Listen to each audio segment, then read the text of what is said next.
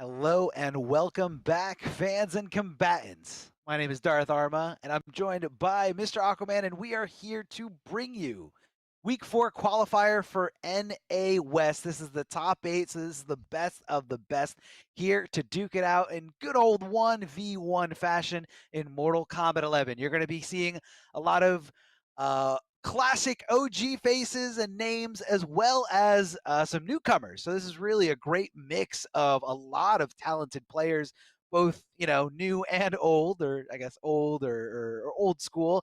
But either way, a lot of good talent here, and we are really excited to call these matches out for you. But first, we want to give a shout out to PlayStation 4. Remember, guys, this tournament is presented by PlayStation 4, along with the rest of the Mortal Kombat 11 Pro Competition Tour. Guys, check it out. PS4 Tournament Open Series.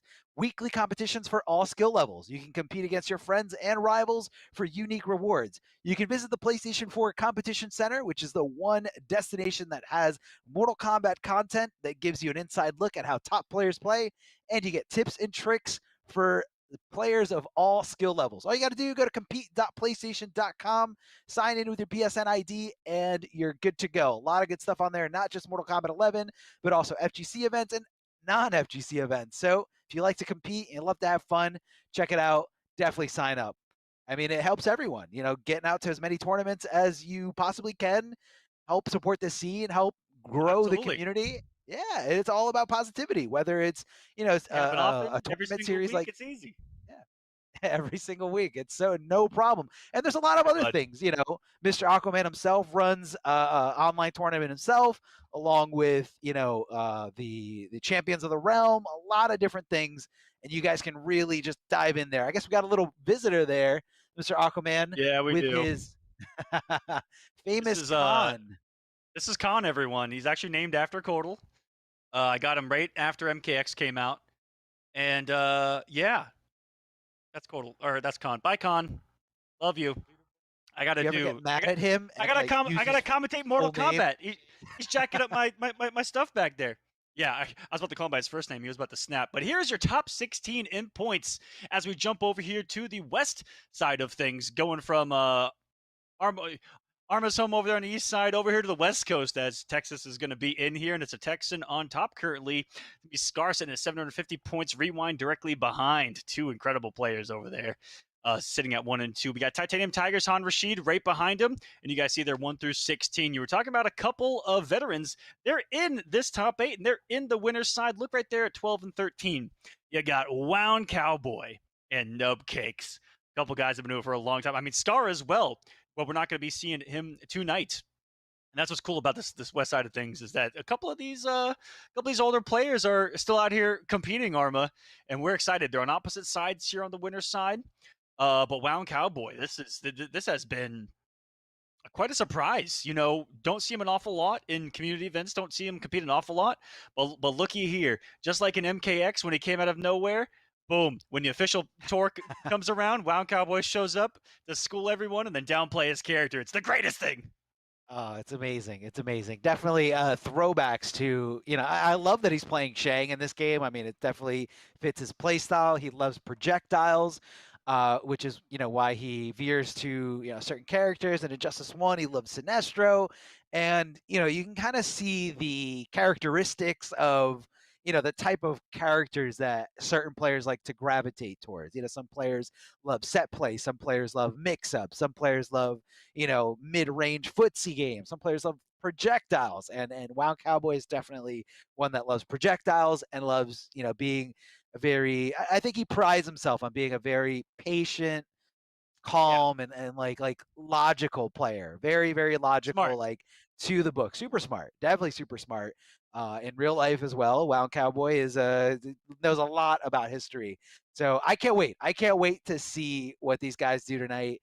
A lot of diversity here, a lot of different players. Like we said before, we got new faces, we got some veterans. And But I for the most and, part, it's good. and right there at the bottom, if we can pull up the bracket one more time, if we can, down here at the bottom, already been advanced, did get a DQ down there. Pop Tart 964, someone I'm very, very, very familiar with. One of the best Portal cons in North America, and no surprise that Pop-Tart is here. Be on the lookout because not a lot of people know that name, but us in the Portal community put a lot of respect on Pop-Tart's name because one of the best of the best. You know, look for really good execution down there. And damage. He's a little bit of a wild card in this top 8. But we're gonna start off here on the winner's side, and it's gonna be Wise Gemini going up against Nubcakes. Another wonderful display of Liu Kang. We saw Mighty Unjust with a little bit of that to start us off on the East Coast side of things. And Nubcakes rocking that upgraded Jackie. He's been so solid with it.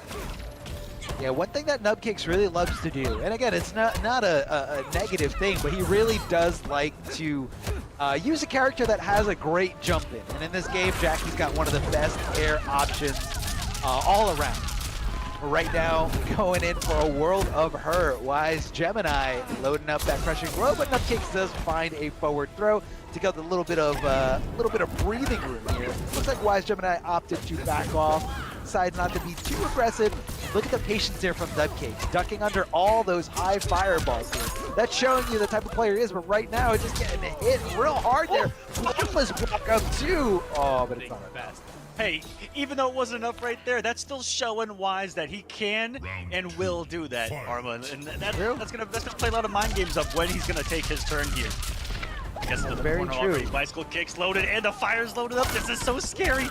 Oh, what a sweaty situation he puts himself in. Quite literally turned up the heat, walked up into the forward board, catches Nubcakes, swinging out of neutral, still gets 30% on the breakaway. And it's a tough spot for Nubcakes to make this comeback happen. Oh, definitely. Look at the life deficit here, but hold on a second. Jackie getting the jump in. Jackie getting that combo going. I guess he was trying to fade out possibly an up two, going for the really short landing here. Back to two, does complete, does keep him away. Oh, hold on a second. Into the fatal blow. Static animation. This is happening here. One more read for Nubcakes. What's the mix-up going to be here off the knockdown? This fatal blow does put some distance in between them. Going to be a little bit of a stare down here. Wise cannot get into those dots and puts so many recovery frames on the screen, trying to make a big read with the amplified projectile. And Nubcakes makes the comeback happen. Oh, starts off with the dash punch too. Tries to take away a little bit of momentum here of Wise. Side switch. Yeah, really smart. Just whip punish. Both of them had that kind of same 1-2 range that they've got. Knockdown is gonna be a tough spot. Worse. We're done. Hurting with some good damage. Look at that challenge. The empty jump right into the mid. And at that point, there was nothing he could have done about it. The goop was in play. Unless you could teleport out of there or go into, either crushing blow or fatal blow animation real fast, that goop was going to get you. And that was a winning situation here for Nubcakes.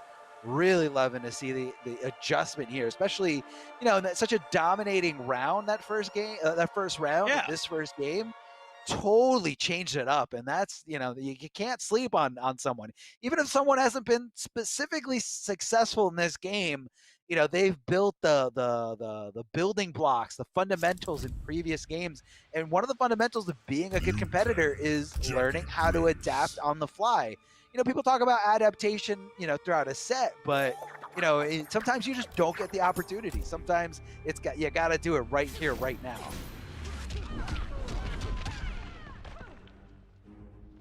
This is an interesting matchup as well that we saw earlier from, if you remember, Unjust picking it against Hijinks and doing really well. And so I wonder if on paper, because it's not a matchup I personally explore, but if Liu Kang is supposed to be on paper, a really good choice for Jackie. I mean, it's who Wise is going to use anyway.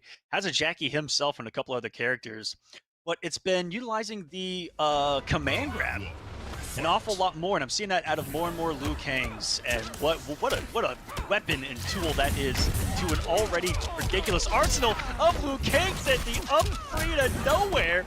As Nubcakes gets away with one right there, and Wise is lost in some sauce on trying to anti-air something, because Nubcakes is changing up really well. A lot of empty jumps in the buttons worked out early on. And now he's just shredding the health bar right back out of nowhere. Wise gets the one hit, and we got ourselves a little bit of a steamroll here. Answers back with a round of his own, but this is how we started it. Arma, we've seen this before. Round 2. Yeah, we definitely have. So again, Nubcakes can regroup, can recognize where is the mistake, what am I doing wrong here. But it looks like Wise Gemini just being a little bit more patient here, just kind of waiting for Jackie to, put herself in a dangerous spot. But right now, jumping in, good call out of that breakaway, maximizing damage as best as she can with the down two. Bicycle Cake's gonna amplify to fulfill those requirements on the crushing blow. Oh, Oh, big jump in right. Oh no, huge input error. Yeah, I don't even think that he believed. That's how miraculous that was to thread the needle between the straight projectiles of Liu Kang right there. Nice patience by Wise, waiting it all out, and it was too far away for the stand one. That's twice that he's done like a little 1 or 1-2. Nubcakes has caught a whiff footage with it, doing something of his own. Easy hicker for him off the 2 hits for someone like him. Yeah, that was definitely a Liu Kang specific setup here. The way he walked back, like how plus or he had to be in a certain situation, walking back to, kind of get Liu Kang to hit that. That's his go-to string there. 1-2 is plus, and 1-2-3 you hit confirm into some good damage. Speaking of good damage, you're crushing blow for 35%. Nubcakes with the up 3, trying to stop the aggression. Hold on a second, hit it too early. The amplified missed, but man, command grab. Just like you said, Mr. Aquaman, these Liu Kang players equipping a command grab, especially, oh my god, he just kicked her entire torso and head off. Equipping a command grab. That's right, which you guys can check out on HBO Max when it does release. So shout outs to HBO Max and Astro there at the bottom. Liu Kang having a command grab, even though it's technically like a high command grab, it's still a real, when you have a mid as good as his, like it still really, really complements those two things together. You just kind of, you're blocking for dear life because you're like, It isn't about making a read on a high, it's about making a read on when your turn is. Yeah. And so that's where it opens you up. So good. So good. And, obviously he did have it, pre-custom variations, but now that you kind of, change them around, low fireball is really good. I feel like there's no reason to not equip low fireball. You have the mix-up element, you have the stagger element, zoning element. It's so good here. So I don't think we're going to see much of a change.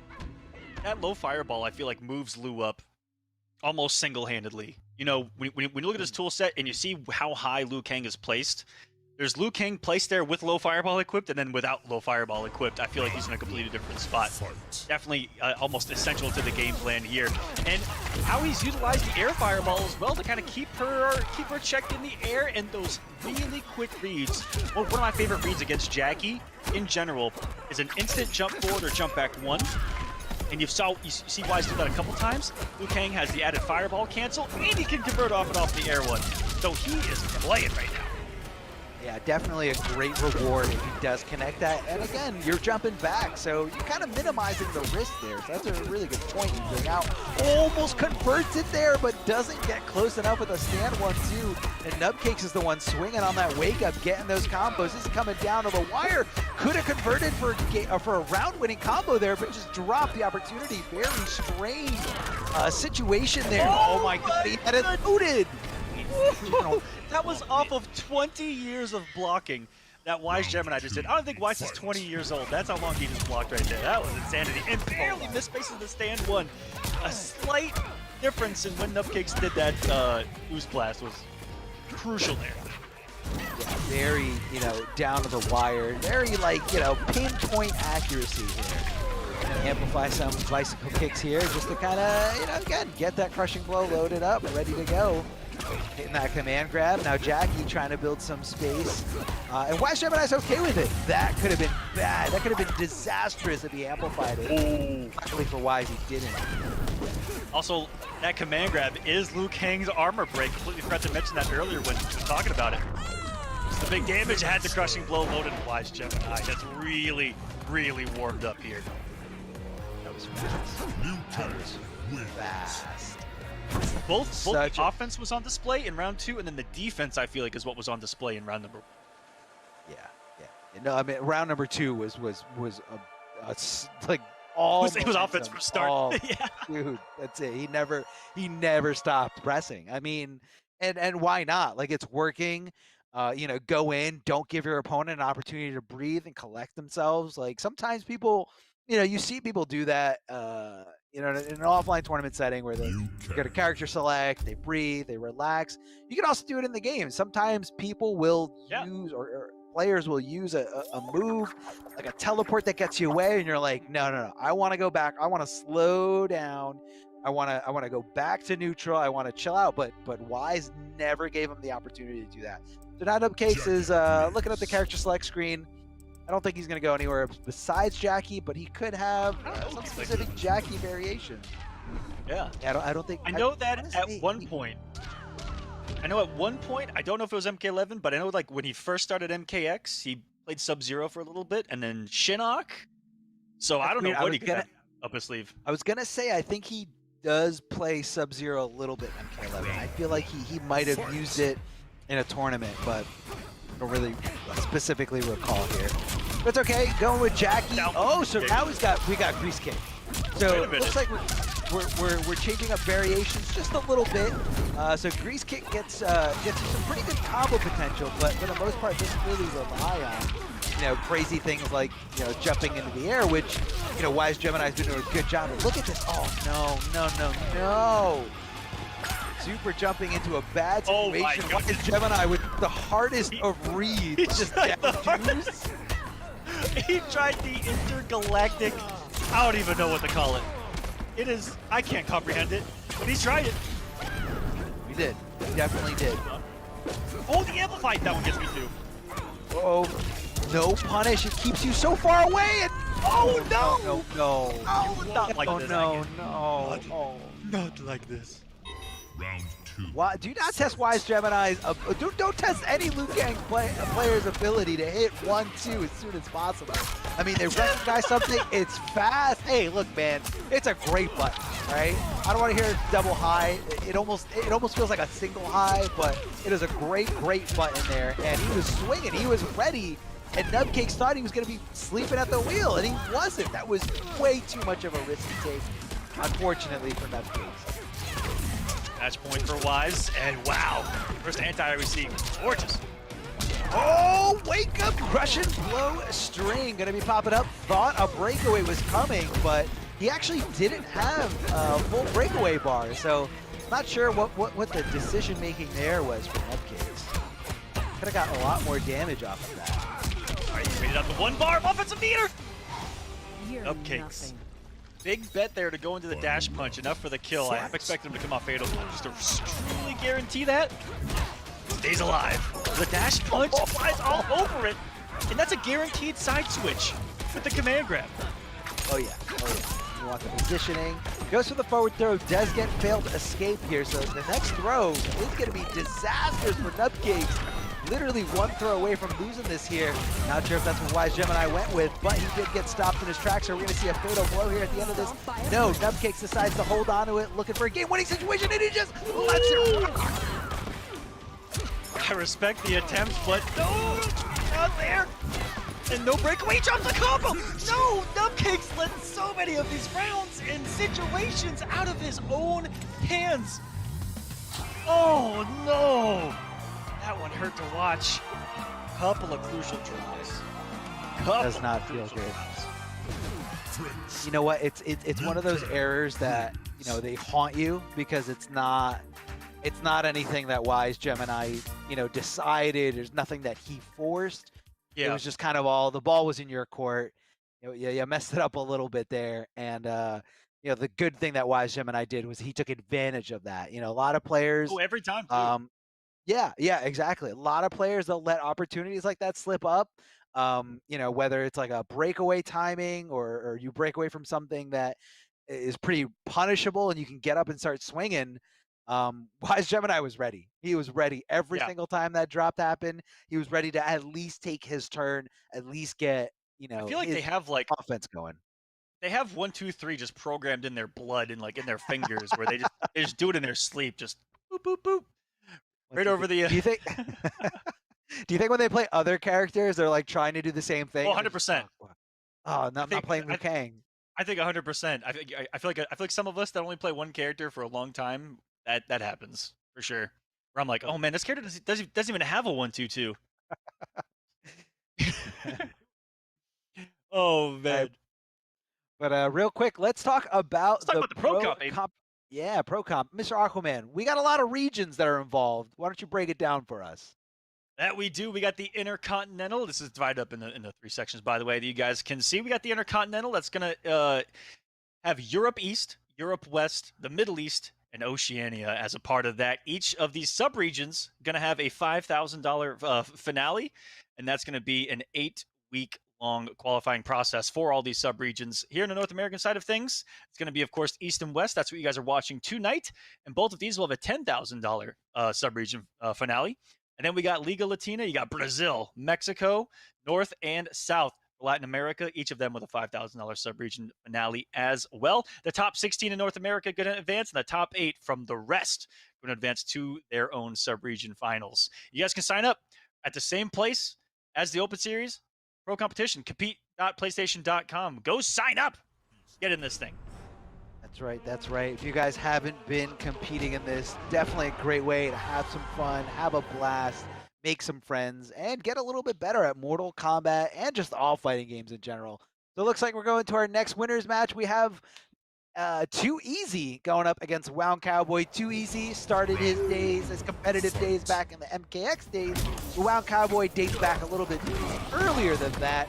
A true veteran in the sense, starting at MK9. Probably one of the definitely the best Shang in the community for MK9. He's been zoning with Shang Tsung for almost a decade. That's the experience that we're looking at here. It's not fair. It's definitely not fair. Look at that jump in one from Sub-Zero. I mean, the way he's able to contact and just kind of force you in a bad situation where you kind of have to guess if a throw is coming, or you just got to respect everything else that comes out afterwards. Like, it is a really, really good jump in. Breaking away to avoid as much damage as possible. Goes for the smoke shake, but no contact was made. Slide just short of making contact there with Shang Tsung.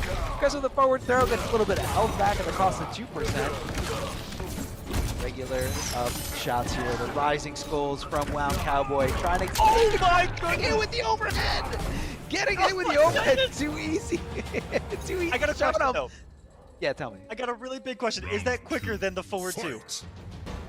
Was that like? I don't know. Oh my goodness! Because this is the one character you look for the overhead against, and so that's unblockable with any other character. But that one, yeah, a little crazy there. I mean, I think it was just, you know, Wound didn't see it coming. Players also train themselves to look at certain animations, so you know, Wound might think like, oh, I can react to the overhead if I see the giant axes coming down on me, but here comes the interactable instead, leaving him standing, giving him no access to break away until the end of the combo. Whoa. Wound Cowboy opts not to go with it. Down 2 out of the sky, trying to close the deal here with some dropping bodies here. Wound Cowboy trying to push him back as much as possible, trying to establish some kind of zoning game, and I'm so surprised he didn't go for the up skulls there on that jump in. He didn't even option select it. He's dead. He's dead. He's dead. He's dead. He's dead. for that to come down to. Yeah, got that ice ball out. Almost got hit the start with it. Look at the trade damage on there. He got 38%. Oh, there's no winning a trade with Sub-Zero. No, you can't. That's you're barking up the wrong tree if you think you're gonna trade with Sub-Zero. If he's got Fatal Blow, I mean it's. Oh. You've got bigger cojones than I do if you willingly try to trade with Sub-Zero, you know. But no, they're Wound just trying to hit him before the startup, and maybe reading that he just wasn't going to do it in that situation. Yeah. That was sweaty. That was a sweaty game 1. It was close. It was definitely close. Came down to the wire there, round number 2. But you know, Sub-Zero. Wound's been used to this. You know, he's also been fighting Sub-Zero since the beginning of his days, competitive days. So you know, some things carry over there. Trading with Ice Ball, definitely not something you want to do. But Wound sticking it out here with Shang. I believe he's probably going to be using the same loadout. What do we got? We got Ground Eruption and Shake. Yep. So, yeah, same thing. You're going to see the up skulls coming up. You're going to see the Shake to kind of deal with, you know, the full screen things. The ice balls coming at you or any kind of projectile. Slide out to gate there. That's for first. Whoa. Wow, he committed. He thought that hit. God, Cowboy didn't commit to that finishing screen. Oh, no. The 2 easy special. Oh, yeah. Crossfire to the nukes. One of my favorite things to see, if I'm being honest with you. It's the side switch. This is bad. This is a bad look here for Wound Cowboy. Oh, getting shimmied there, going shoulder to shoulder. And Wound Cowboy bet everything on the fact that a throw was coming, but instead, too easy hitting him with the low, which, you know, can be kind. One heck of a string right there, and man, these ground eruptions are getting punished easy all over. Someone that mains Sub-Zero himself, actually, so definitely can see why he's got all the knowledge.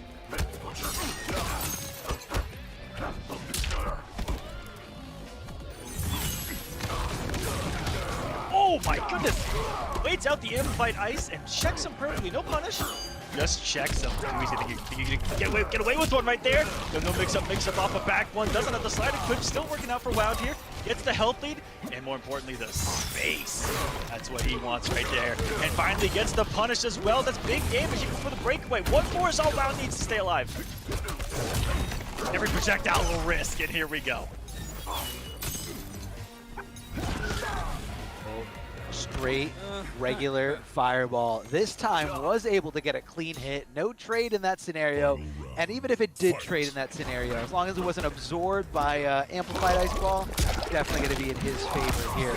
Wound Cowboy at the back throw to get a little bit of better screen positioning here. But these slides coming out of too easy, very aggressive and a very great way to deal with, you know, the projectile game coming from Wound Cowboy, whether that's, you know, punishing things that have a little bit of recovery or getting under some projectiles. Very, very good job here from keeping it nice and safe here, or as safe as possible. Man, every time. It's so good. It's so, there's no reason not to do it. It's a very tough thing to bait out, and once your opponent is scared of slide, you can kind of predict them a little bit better. They're gonna be frozen, they're gonna be like scared to move. Wound Cowboy getting a little risky there, going with that flawless blockable gap. He's got the lead. Just needs one. Both these guys just need one. Oh right my here. goodness. Caught him in the recovery of the slide. Maybe pressing right there, thinking that you could get away with one. Either way, Wound ties us up at a game apiece. For Wound, I think he just has to break a couple of habits of maybe being used to doing those projectiles against other characters so freely, I should say. And against Sub-Zero, it's just a no-fly zone when it comes to those. Yeah, definitely. You gotta have a little bit more caution. Yeah, you gotta, and it's true with a lot of moves in this game. You know, Kano's acid, you gotta be a little bit more mindful when, you know, Sub-Zero has slide. It's just a really fast, far traveling move. You know, where some people have like far traveling moves, but they're slow. It's like the thing to test in training mode against reversals, especially from a distance. Is that slide being almost #1 at that, at a distance reversal punish? One of them anyway, I should say, chat. But yeah, it's not something that's very often in this game, and so it can catch you off guard, especially in game #1 or here early on. Yeah. Oh, there's the adjustment. Yeah, I love the smoke shake there, just to kind of stop it again. But it's very risky because that ice can come in contact before it becomes active. And, you know, instead of getting that one little hit from, you know, the smoke shake, you're going to get a full combo from Sub-Zero. Catching him there with the ground eruptions, rising skulls. A regular jump in punch here from Wound Cowboy. Usually you see the jump and kick from Shang Tsung.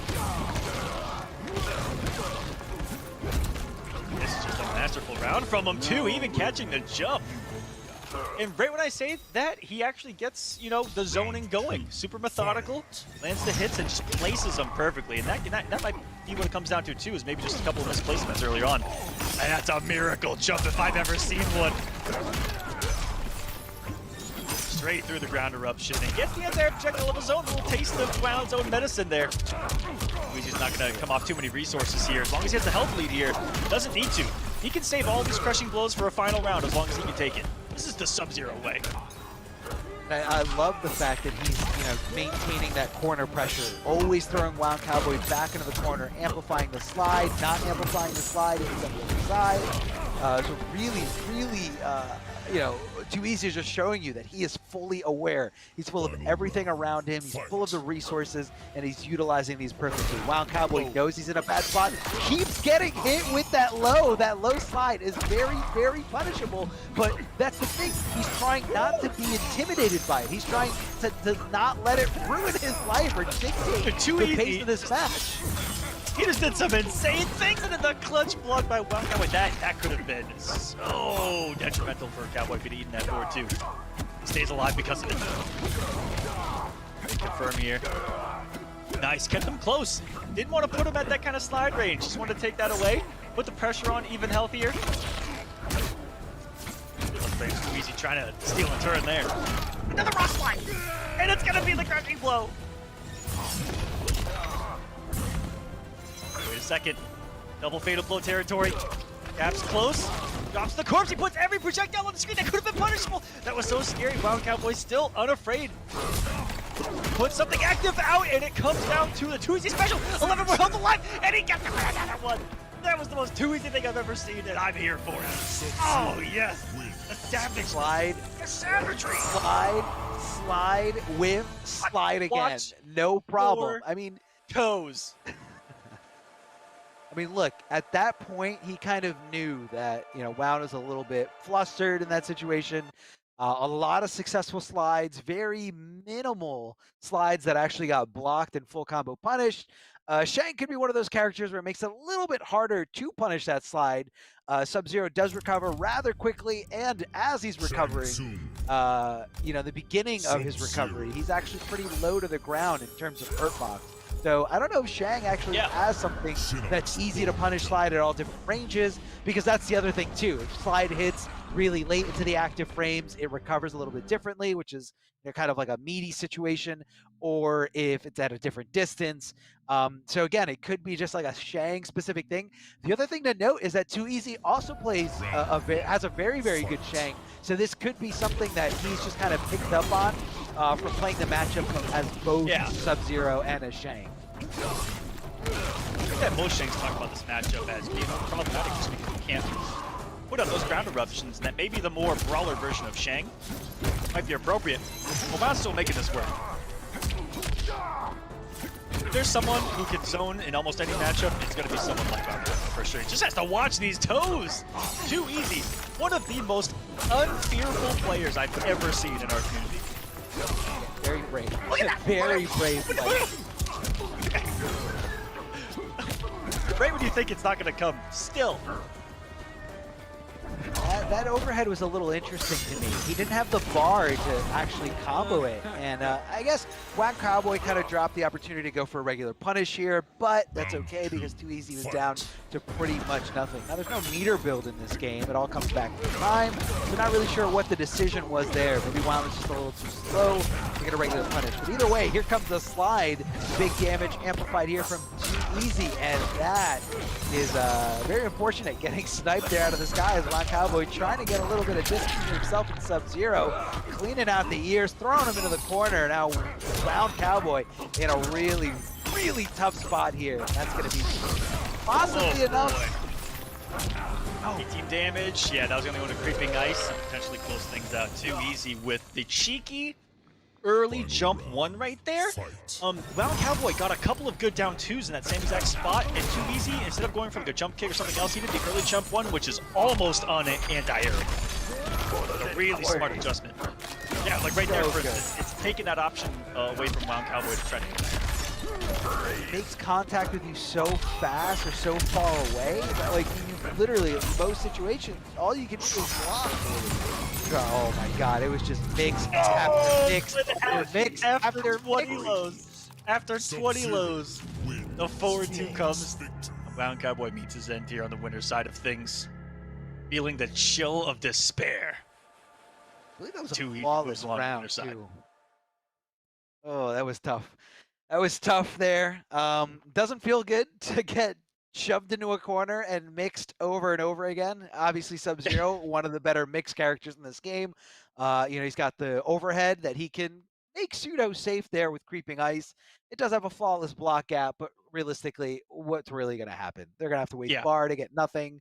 So it's pretty safe. It's pretty good. And it's just like, depending on the situation, like you can get risky, go for ice ball instead if you want to get some damage. But in that scenario, he was in control. He had a life lead. Like Wound is getting Yes. nothing on him, and Too Easy literally just ran with it and ran into What's the grand. crazy? I'm sorry, into the winners finals. Yeah. It's crazy. What's truly astonishing about Too Easy is you don't see this in almost anyone, but he plays the same no matter what.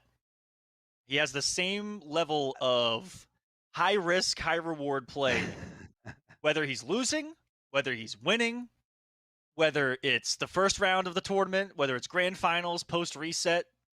Round one I don't know. fight slide can happen. Like it is such a and it's what makes Too Easy so effective in these tournaments. Is that a compliment or is that like I'm It's the trying to biggest figure compliment. out? No, it Okay, is. It is because okay. it's really hard for others to deal with, but I'll talk about that here in a little bit more as we see some more to Too Easy. I want to give a quick shout outs to Astro Gaming, the official audio partner of the Mortal Kombat 11 Pro competition. All of the caster audio is powered by Astro for the entirety of the season. And go visit astrogaming.com to find out more information on all of their officially licensed PlayStation audio products. Go check them out. I've got like 4 different Astros. I use them all for different things. Love them to death. Got the commentary one here tonight. You guys go check it out, astrogaming.com. And to finish my thought on Too Easy, savage born and bred. I love it. I mean, that's what it is. You want to get into your opponent's head, and sometimes it's a little bit easier to fight someone mentally than it is, through the game.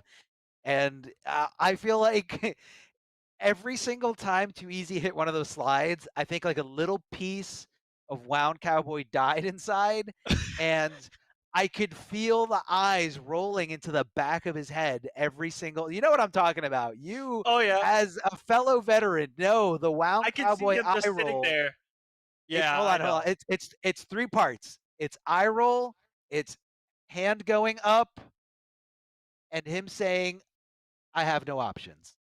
That's the Wound Cowboy special, and I think every single time Too Easy hit him with that slide, I mean, it's that's very taxing on you. Like it's a lot of effort to do all 3 of those things. And seriously though, that was tough, man. Yeah. And Too Easy played it really well. He figured it out, played to his character's strengths, and I think a lot of it came down to him knowing that matchup. Like if there's Yeah. anyone else in this top 8 that could deal with Shang, it's definitely Too Easy. He plays a really good Scorpion, a really good Sub-Zero, and on top of that, also a really, really good Shang, from almost the release of Shang Tsung, which was a character that was added in the DLC later. But that's not going to be it for Wound Cowboy or Nub Cakes. These OGs, these veterans, are still in the lower bracket, so they still have one more shot. We can check out the bracket right here. Yes, we do. Coming up next for everybody's viewing pleasure, we have Patient Impulse going up against Han Rashid, and then the Oh, winner of boy. that will face Wound Cowboy. And then we won't have that losers round match because it was already determined. Doom FGC has been disqualified from today's tournament due to trying to compete in a region that he was not eligible to compete in. So we're going to be moving on. That's going to be a bye there or an advancement there for Pop Tart, who I know Mr. Aquaman is really I'm excited to excited. see here. what uh I'm what, what excited. what makes this Kotal Khan, shine above the or among the rest? What is so good about Pop Tart? Oh, he actually labs. Okay. So when you lab, you're ahead of 99% of the other players. That's true. You're better That's than true. me. I'll, t- I'll tell you that real quick. But let's go to Patient Impulse versus Han Rashid. This is the matchup that I circled when I looked at the bracket because these are 2 of the most exciting players and characters in MK11. Han Rashid's one of my personal favorites to watch right now, and you got Patient Impulse, who I'm hoping is rocking some Raiden and is one of the few that can make Raiden look incredibly, incredibly dangerous. And so this is going to be a battle of the gods. It's going to be a battle of very highly mobile characters. It's a matchup I've never even seen, so that's why I'm also excited. Is it's 2 exciting players, an exciting matchup in the first round of the losers bracket. Yeah, man. Let's see what the Thunder God can do. Another thing about Patient Impulse, I believe I saw him. He tweeted earlier that he got to top 8.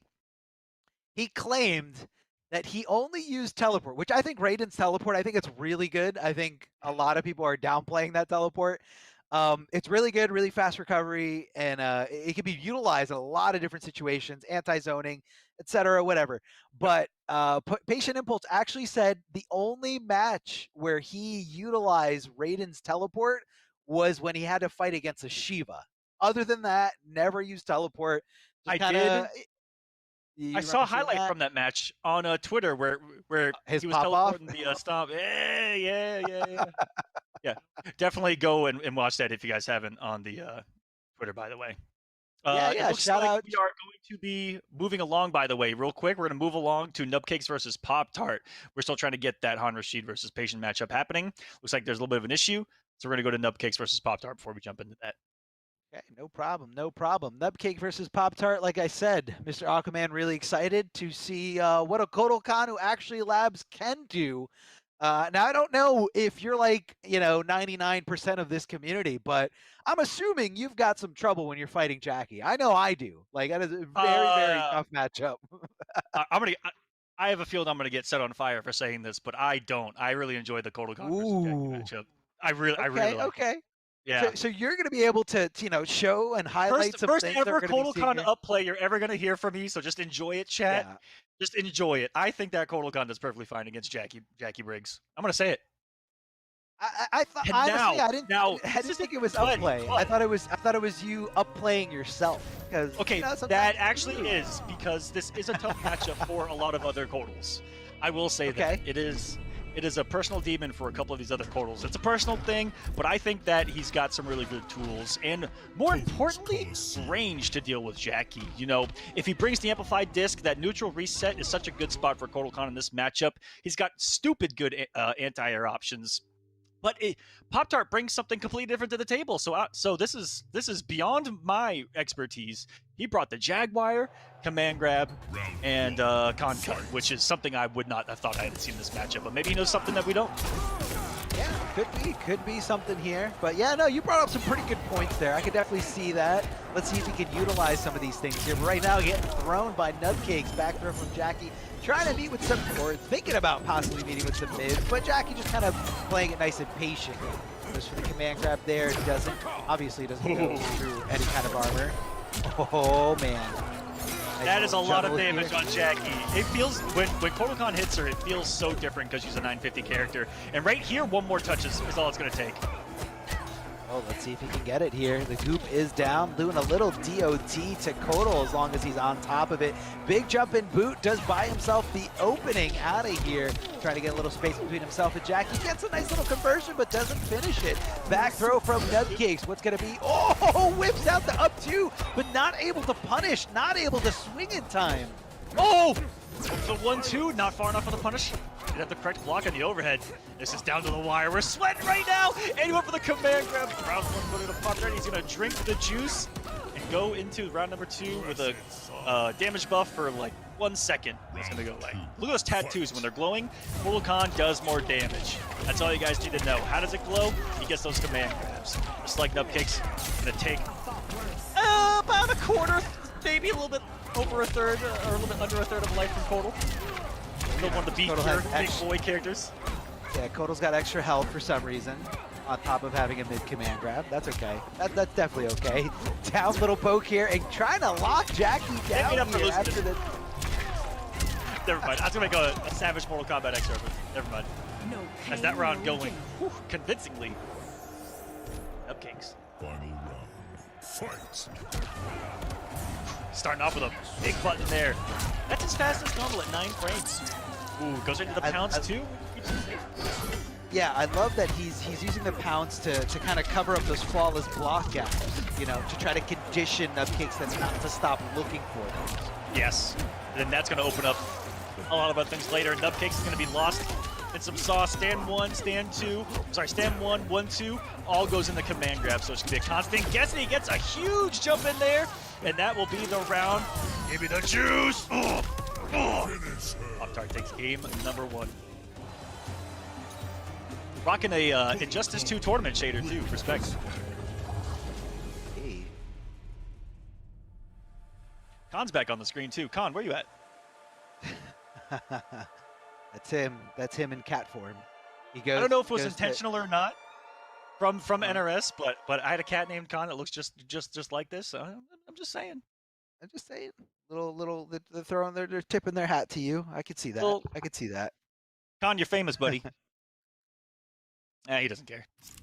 I always see, you know, NRS choosing the Kotal Khan shifting into something else. Now, again, I have no idea if this is what's in store for the future, but I'm hopeful that, you know, Kotal Khan shifting into a cat is going to be like the starting groundwork for an animal shapeshifter known as Beast Boy for the Injustice series. Oh boy, you are really putting it out there. Okay. I have Okay. no I idea.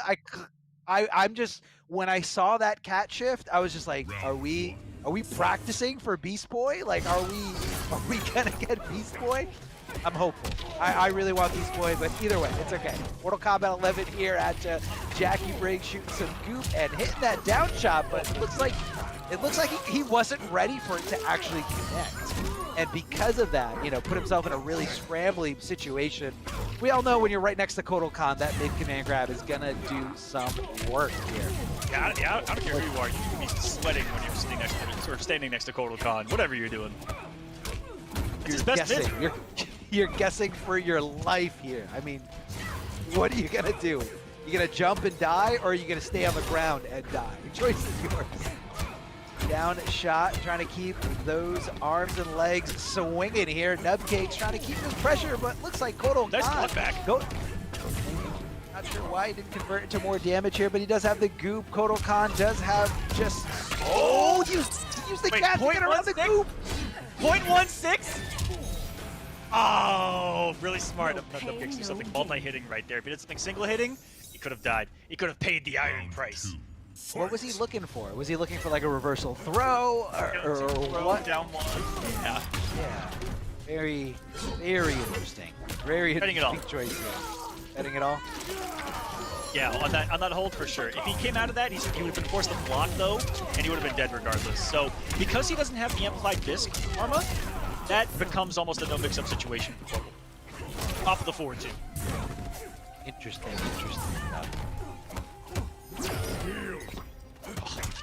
Oh, he's really got to mix up with the 1-2. Oh no! No. That string. So that string is supposed to, you know, tick throw, but because it actually hit Jackie, he was able. It actually whiffed, and Nubcake's got a free full combo punish. Oh, this is doable. One hit for Kotal and it's over. Forward 2 forward, fatal blow, it's over. Oh, that was so smart. What a call out by Nubcakes. Knew exactly what to do in that situation. Go up into the air, and having something active for Kotal Khan to go into is such a smart decision there, because that 9 times out of 10, heck, I'll be honest with you guys, 10 times out of 10, Kotal Khan's doing forward 2-4 right there. I mean, hey, it's a far advancing, really, really good normal. Leads into good damage. You can hit confirm, especially, like you said, especially when that fatal blow is there. I feel like that's what Kotal Khan is looking for. He's looking for that 2-hitting string right in a fatal blow, no problem at all. And, you know, unfortunately, getting a little too aggressive there. I think he should have just kind of waited it out a little bit more, but, you know, you kind of don't want to let Jackie run away with momentum. So, you know, I definitely feel for him in the sense where, you know, you want to control Jackie, you want to control this character. Black Dragon Fight Club. For Pop-Tart, you know, not too many adjustments probably need to be made. He was, you know, with the 1-2 grab, you know, Nubcake's taking the hit, turned all that around, you know, one guess situation there, lost an enormous amount of health for doing that. Other than that, he's played this really solid. Both of these guys have. It looks like Nubcake's still kind of figuring this matchup out a little bit. And oh my goodness. Really see an up 2 hit so high that it's hard to convert off of. That's what we just watched right there. Kotal Khan's up 2. I don't mean to upplay him as well, but one of the best up 2s and up 3s in MK11 this character's got.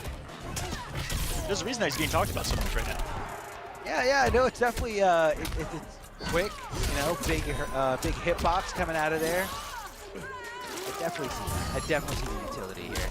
Gonna dunk some Jackie Briggs, throw her towards the corner because of course he can determine which side he's gonna be throwing. And here comes the back throw from Nubcakes. He's gonna do on Oki, regular mids, those fists coming at you, trying to do some work on those kidneys. And again, trying to expose Nubcake, looking for anything else besides that. Round 2. And there's a different philosophy in doing that. You know, you can bring the Jaguar, take away some gaps, or bring the safety of the disc, and it's two different ways of playing Kotal Khan. Pop-Tart likes trying to hit people in that gap, right? With the cat, and of course having a full screen option for heavier zoners. But what someone like me doesn't like about that is that it puts you right next to Jackie in her 9-frame mid-range, which is what's so scary about bringing that over the disc in this one. But Pop-Tart's made this work. This health bar has completely disappeared. He's working on a flawless here. Oh, taken away by the cat. That did some crazy chip damage, by the way. I just noticed that. But that's where, you know, the variations and the single moves come into play for sure. And Kotal Khan's got some of the most moves you'll see in competitive play too. As far as different characters using different loadouts. Yeah, some characters, you know, you see the same loadouts every single time, but, you know, other than the mid command grab, Kotal Khan's got some options depending on what kind of style you want to play. You want to deal with zoning, you want to deal with, you know, having more air mobility. Sky's the limit here. Hold on a second. Jackie Briggs going to town here, forcing that breakaway to come very, very late into the combo. Not sure if I agree with that. Does get a nice little conversion here. Gonna amplify. No, didn't have the bar to, or he didn't have the bar. I'm sorry, it's the wrong bar. But decided not to amplify it there. Not really sure why in this scenario. Better Oki. You know, yeah, better Oki, but you're down to almost nothing here. What that does, I'll explain it here in a second, as that should have chipped out, and he almost stole it with the fatal blow. It's a fast fatal blow. That was pretty close. But a lot of people, and I mean a lot of people say, why don't Kotal Khans amplify command grab? Right there, it forces Nubcakes to guess. If he amplifies, Nubcakes doesn't have to guess anything at all. He's full screen against Kotal Khan and has a health lead. Versus guessing forward 2 or wave dash command grab or pressure in that situation. No, I could see it. I just feel like he was rather close to the corner, and I think when you're just coming down to the wire, you know, in that scenario, like, in that situation, it's do you want Oki or do you want to like threaten the corner, right? Yeah. Or not only that, but a little bit more damage, which, you know, obviously hindsight is 2020. The Oki that he did go for because he didn't amplify it led to nothing. So in hindsight, he was probably like, man, I should have spent the bar. At least I would have got some damage. Yeah. Right there. No, I it's can see all that. about going for the win. Yeah. It's I want this win and I want it now. Very greedy. Very greedy is a Kotal Khan player in that situation for sure. Round 1. Fight. Like a true Aztec should be. Go for the throat. Rip out the heart. Drink the blood. Big jumping kick here. Here comes the cat. Just gnawing away at the throat of Jackie. Just swinging here as we see Pop-Tart going nuts. Lots of buttons right on top of here. Nubcakes thinking that the command grab is coming and knowing that it's a big command grab. You gotta jump. You gotta take to the sky. Nubcakes finding his combo. Trying to hit some mids, and they're Kotal just kind of rolling away there with that down little poke. You gonna praise the sun? Oh, all day, every day. In the name of the Aztec. Fair. That's not Throwing fair. up that sun, not fair. Oh man. I mean, in that situation, what could he have done in that situation? Obviously, you don't want to find yourself there. You just wait it out. You die. Maybe, wait it out while Kotal gets to sit there and get health back. Yeah, that's a great option. I don't know. Pray to God. I don't know what you're gonna do there. It's not your responsibility to figure out what everyone else. Exactly. That's their problem. You tried something really optimal right there. That's really hard. The stand, well. Is that stand 4 after the up-0? No. Oh, he tried a he tried a back 2 off of it, which is really tight. Really slow button. That's the second time he's punished that too. Good knowledge. Oh, there's a big anti-air. That's the beauty of having a con cut, is that all of your anti-airs turn into really big combos because of it. Because all you do is buffer an anti-air into con cut. Kotal Khan's got ridiculous anti-airs. Oh, that he does that. Yeah, he did. Down 2. Speaking of anti-airs, she's going for a ride out of the corner. Bro, we felt that one. He tried it again. He tried it again. He tried it again, but this time Jackie going to the other side and down 2 from Kodal. As good as it was that one time in the corner, I will say a little slower and not, usually your go-to in terms of anti-airing Jackie. Let's see what the mix-up's here. Ooh, the patience, we did get the whip punish. I feel like he did that on purpose to fade out exactly what happened, and he still didn't believe it. Yeah, it was kind of like he second-guessed, like, oh no, he's not going to fall for this. And he At the did. last He second. absolutely did. Oh, man. That's got to hurt. And right now you're in the corner because of it. And how that was savage. Reversal, command grab. That's as fast as mid. Darth, of course he's going to do it. Oh, that's going to make sense for damage. Can't quit every time you get a drill to the face. Oh, neutral jump! Fatal blow might have killed right there. He missed 2 hit confirms. I want to talk about it after this Is it the nerves? Is it the nerves? Is it the nerves? What I wanted to talk about was the fact that he's in the dragon. Oh my goodness, the edges aren't working. Blocking this out, he goes onto the dot damage, and he survives. How? Oh! And then Kotal Khan, I'll say it, gets a taste of his own medicine with the dot damage of Jackie. Pop-Tart played that really well. I think that it did come down to him being in a situation that he is definitely not used to. Pop-Tart, this is a big top 8. He's only had a couple of other really good results. Still in that grind. Still a really young and up-and-coming player. But talk about someone that's to be on the lookout for in the future. Pop-Tart's among them because he's having a really quick rise in the ranks. That's for sure. I could see that. But you said that you were going to touch upon something that he did there at the end, where he got two consecutive double hitting strings, but didn't go into fatal blow. Is that what we saw? Yeah, the first one he did 1-2, and I think that he could have and would have hit confirmed it. But he second guessed himself again because he looked at Jackie's health and was like, "This 1-2 fatal blow might not kill." But you have Godray. And then the second one was just a completely missed hit confirm, and that means that his mind was somewhere else, and his mind was probably on command grab. So okay. That is where so many things come into play. I could definitely see that. I could definitely see how you're looking for one thing, so you're anticipating for that thing, and then when something else happens, you're like, "Crap! I already buffered option 1. It's too late for me to do the last option." I definitely see that. And those second guesses are what we can attribute to that kind of lack of experience as well. Out of Pop-Tart, for sure. Definitely like a clutch factor thing. And speaking of clutch, who's coming in clutch? PlayStation 4. This tournament is presented by PlayStation 4 along with the rest of the Pro Competition series. Guys, check out PS4 tournaments that are weekly competitions of all skill levels.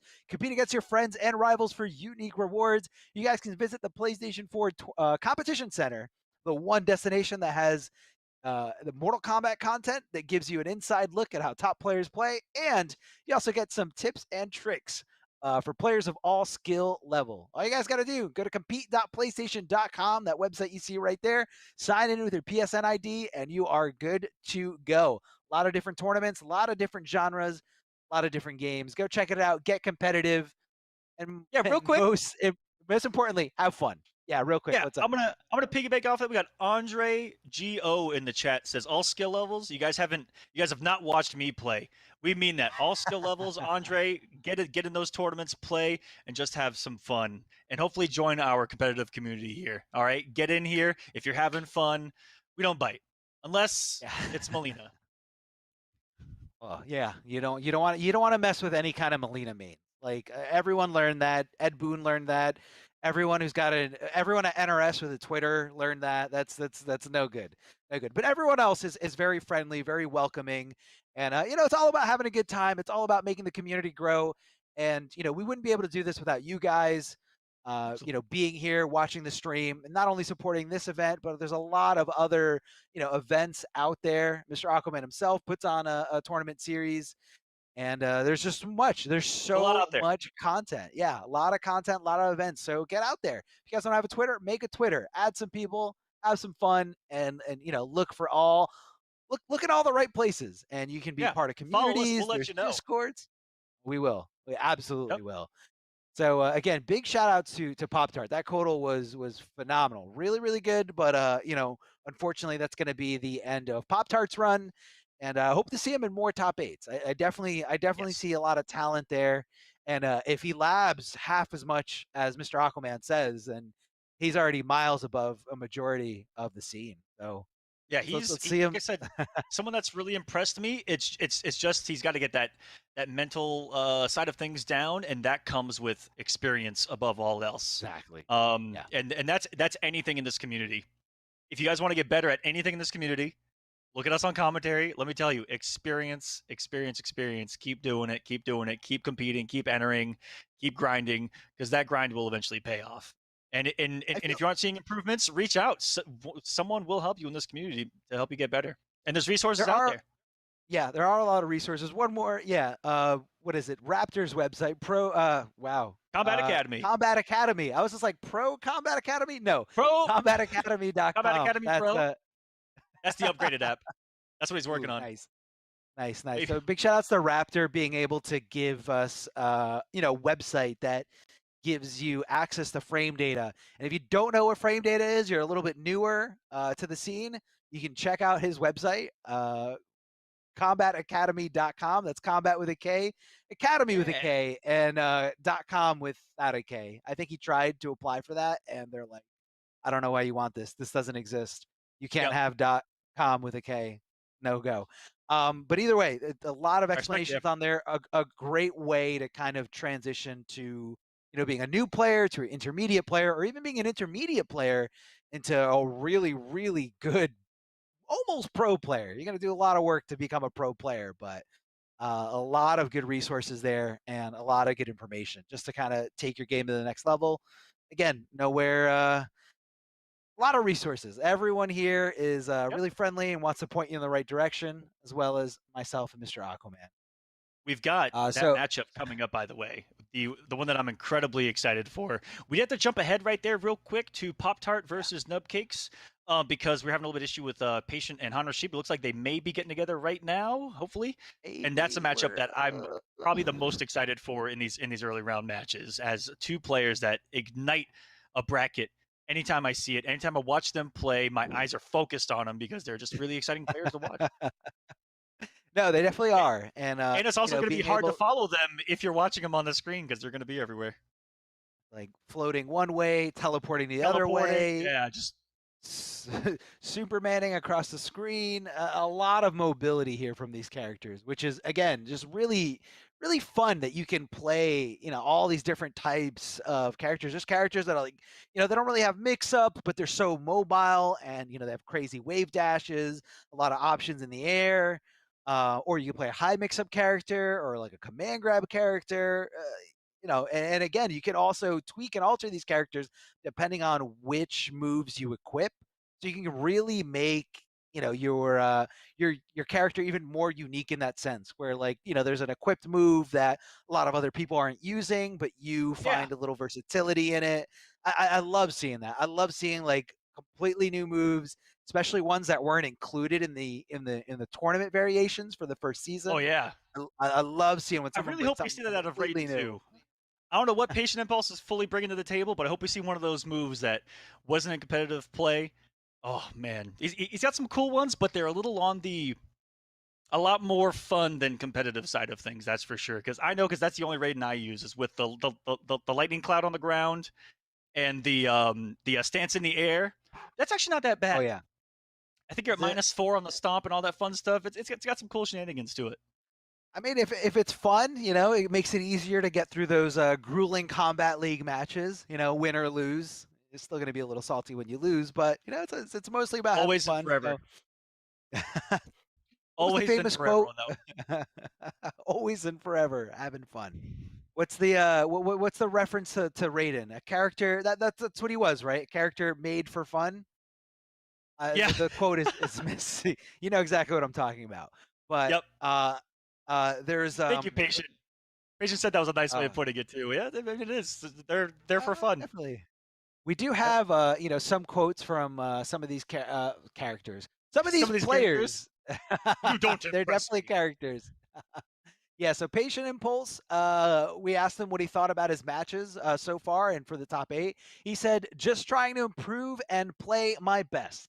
Can you appreciate how positive that is? Absolutely. He's not saying he's gonna crush anyone. He's not saying this bracket is free. He's saying just gonna try my best. That's all. That's all I can do. Not publicly, anyway. And then and also his quote is, if you focus on improving, the wins will follow.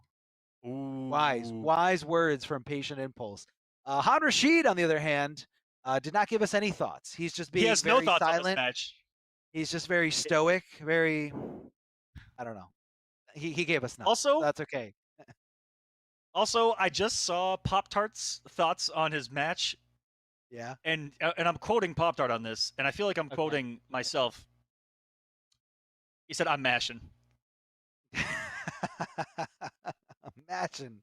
Yeah, it makes it even better when you're mashing and you say it out loud, like when you're in front of other people or you're playing, with other people. Just Yep. I'm mashing. I'm mashing. Yep. Or And then when you get mashed on, you accuse them of being a masher, like you masher. every time. Yeah, exactly. Like if I'm mashing and you beat my mash, it's because you mashed, and you're a masher, and you're literally a masher. Like, What's wrong with being a welcome to fighting masher, games, man? guys. Sometimes Rock is gonna win. Sometimes it's not. Mashing is definitely the equivalent of somebody throwing Rock every time Rock moves. That's just what it is, and that's the go-to. Dude, look at that range. Blocking.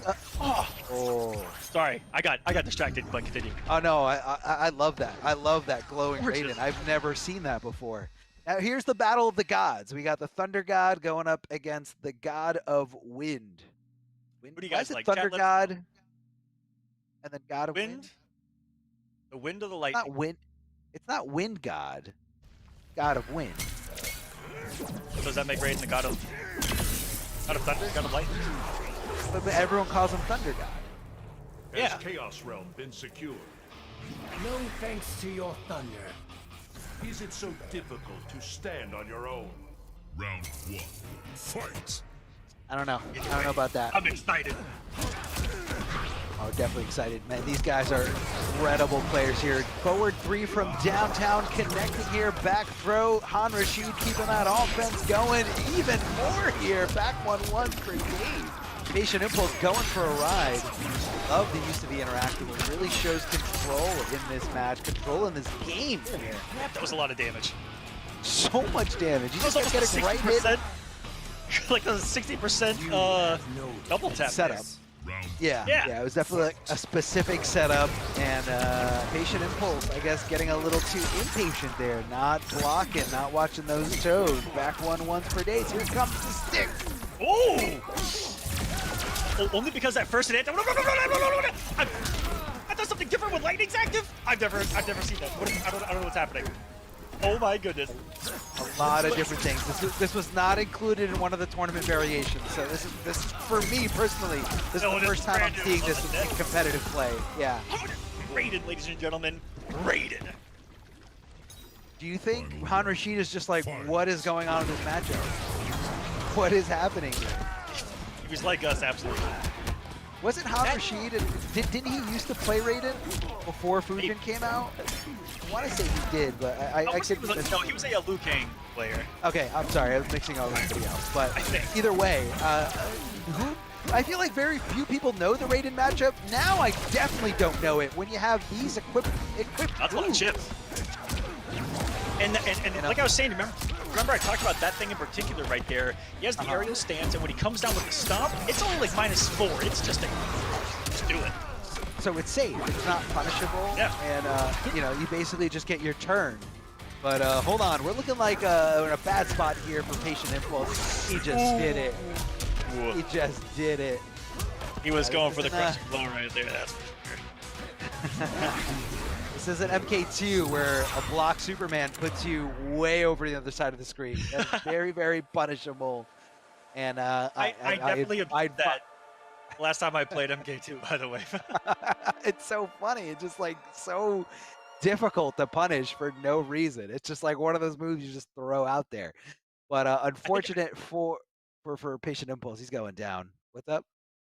I was gonna say that was the It was the only games I won the last time I played MK2 as well. It was the only. I think Raiden was the only character I got wins with off of catch up. We did it locally one time.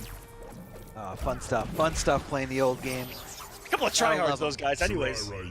Oh, we got the Lambert skin. Now we're really talking. With the lightning. I'm mad we don't see Raiden more just because of how good the character looks. So it looks like he's going to regular tournament variation, which we saw before. What is it? Was it Thunder Wave? It used to be called. Yes. So we got regular teleport and the oh my god, the launching move. Yep. The launcher. Orb cell. That's it. Thank you. Thank you. So we're going to be seeing a lot of different play here coming from Raiden. I think his teleport is really, really good, and I think it's really downplayed by everybody who plays Raiden. Oh, everyone. It's so good. It's so fast, and just the threat of it means you can't do anything. You're full screen, don't even think about pressing a button. You're full screen, don't even think about it. You can't. Look at that. It's so good. It is so good. On top of that, Raiden has incredible walkback speed. Like the initial startup of his walkback speed is so quick, and it complements his normal buttons so well. Yeah. Oh yeah. Oh yeah. Back one, forward two. I mean, this character's got a lot. Got a lot going for him.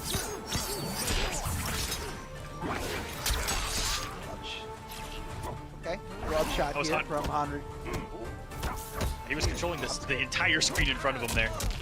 Ooh, an anti-air. Down one as an anti-air. You love to see it happen. Teleporting. He's getting aggressive here. Rashid challenging at the right time. And that's going to be the pseudo mix-up here. That's actually a throw. You can duck under. It does get as high. But you never know if he's going to go crazy and go right into Storm Cell. Uh-oh. Down two to stop the short hop. Rashid's been using a lot of these short hop shenanigans. Tried another one there. Patience this time. Ready for fitting up the name. He's gonna get me sniped with the forge. Who didn't believe? If you would have paid a load off that, I would have cried. On the inside, on the outside, I would have exited. I would have called on David to get back in here because I would have been. Rashid would have cried too. Pretty sure he would have cried too. Just imagine. Could have been. What could have been in our lifetime here? Teleport somehow. The down one hitting behind Raiden. I think he's got an extra little arm in the back of his neck. Able to anti-air. Oh, that is a very, very bad spot here for Raiden. Using that breakaway and Patient Impulse down to almost nothing here in Fatal Blow territory. If he can convert into it, no, decides not to. Baits the up three. So smart. He's got no bar for breakaway. Patient Impulse got to make this hurt. Oh, Rashid is just swinging. Just swinging. And he put it all on right again. It was his. It was his if he just blocked. He'd would have won, no problem. Fatal Blow on deck, ready to go. And Patient Impulse. No. That's what it comes down to was he blocked out all of it until the dive kick. Wow. Patient Impulse being an impatient impulse and just letting go a block before that dive kick came at him. And if he just blocked it, I mean, there was another mix-up or pseudo mix-up afterwards, which, he could have amplified it or not amplified it. And I guess he just thought he wasn't going to do the dive kick. He blocked all the hits from the tornado going into the corner, and all he wanted to do was just hit confirm into Fatal Blow. That's it. That's all he needed. That would have been his, no problem. Oh my God. And there were so many instances in the previous round too, where he could have had it off of a couple of little things too. Lack of commitment here and there has been a really big difference for him. Now, I'm not going to judge him at all on that forward two, because that was so wonky, and that was just him testing a button, like I think all of us would in that situation, and not thinking anything would hit. But there was definitely a lot more that he could have confirmed into, or put out a raw back one. Or back 1-2 that landed some hits and just didn't get anything afterwards. And then Rashid, a couple of snipes of his own. Big bets. He's up now 2-0. Paid off. He paid off immensely here. Back one does get whiff punished here. Raiden coming in with a big knee, drops the end of it. Not sure what I'm seeing here out of Patient Impulse. He's trying not to let it affect him, but I'm seeing some shaky gameplay here. Oh, trying to poke out as far as possible. That was cool. Han got him to press right there with that whiff, and he was at such a far distance after the recovery that set up that whiff punish really well. Oh, double teleport, and this time Han Rashid knowing exactly where Raiden's going, or he's just swinging because it goes either way, to the left or the right. Oh, this is now match point for Han Rashid. This is a little more one-sided than I would have anticipated. Yeah. But Han's played this really well. No, only a couple of those teleports started working early. Been reacting and has been almost a little bit more of the patient player. Yeah, he definitely has been. And, you know, I've seen a few dropped opportunities here come from Patient Impulse. He blocked the amplified part of the needle. I believe that is punishable at just a regular standing normal once you flawless lock. And nice check again. The teleport, sitting back, waiting, and then kind of reacting. No matter where Patient Impulse was ended up, Odds be able to react to something, whether to close a gap or try to get a punish. And those teleport steps haven't worked out. And those teleports are the bait wake-ups is now Chip territory at the wave dash.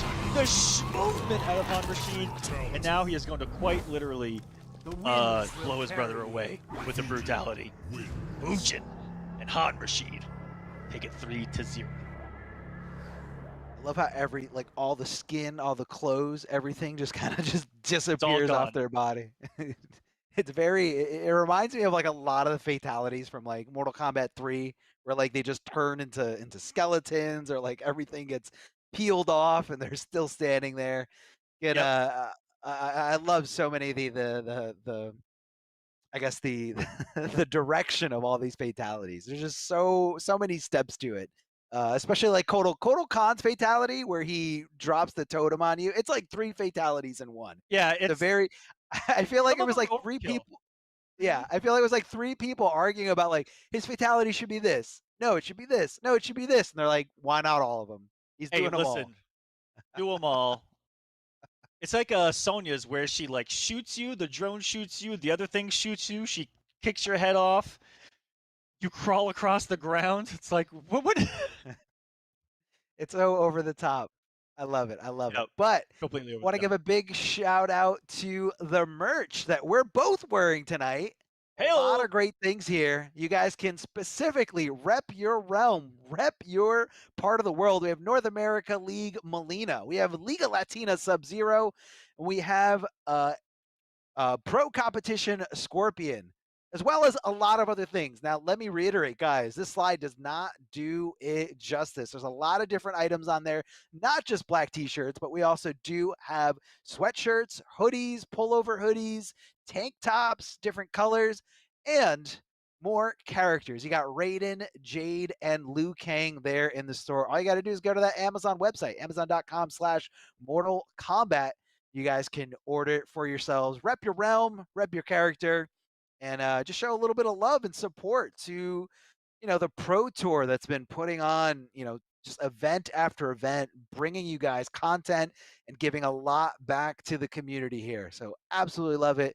But we're going to be taking a quick break. Don't go anywhere, guys. We're going to be right back.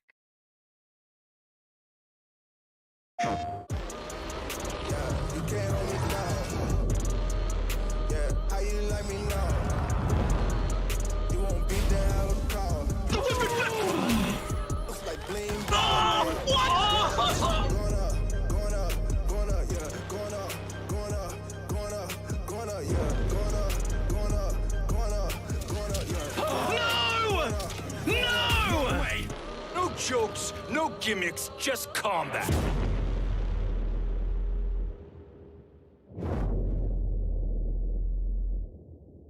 PlayStation. Looking for attention, I don't need the extra tension, cause I'm in the 4th dimension, trapeze high in suspension. Now don't bother with the haters, cause they all be imitators. We're real life manipulators, get it back up and see you later. I like me for me, I'ma be what I'ma be. I like me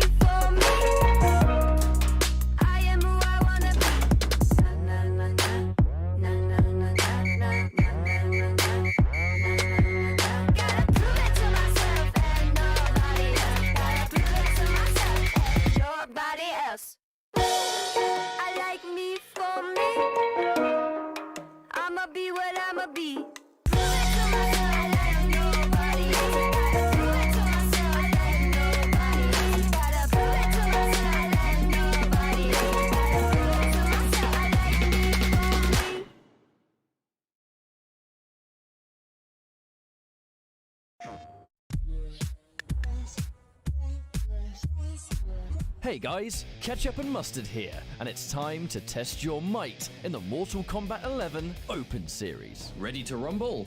Power on your PlayStation and head to the Events app, filter by type, and select a convenient date and time. Boot up MK11 and locate the PS4 Tournaments menu option. Click it to visit a familiar place, the Console Events tab. Sign up and prepare to play.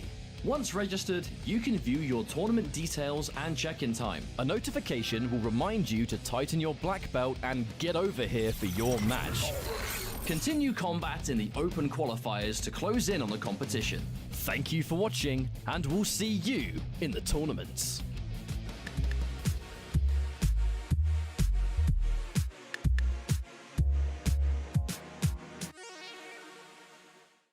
PlayStation.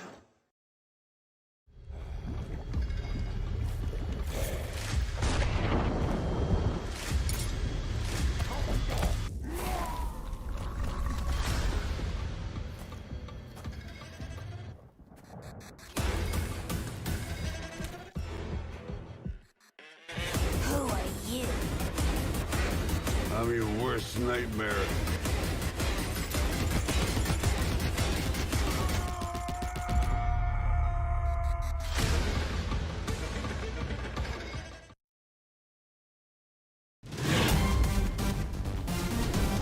Any ring I step into is mine.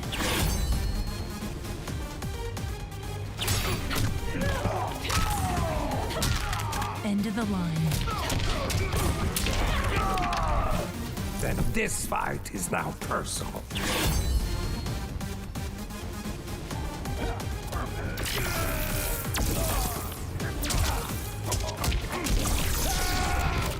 It is exhausting being so perfect.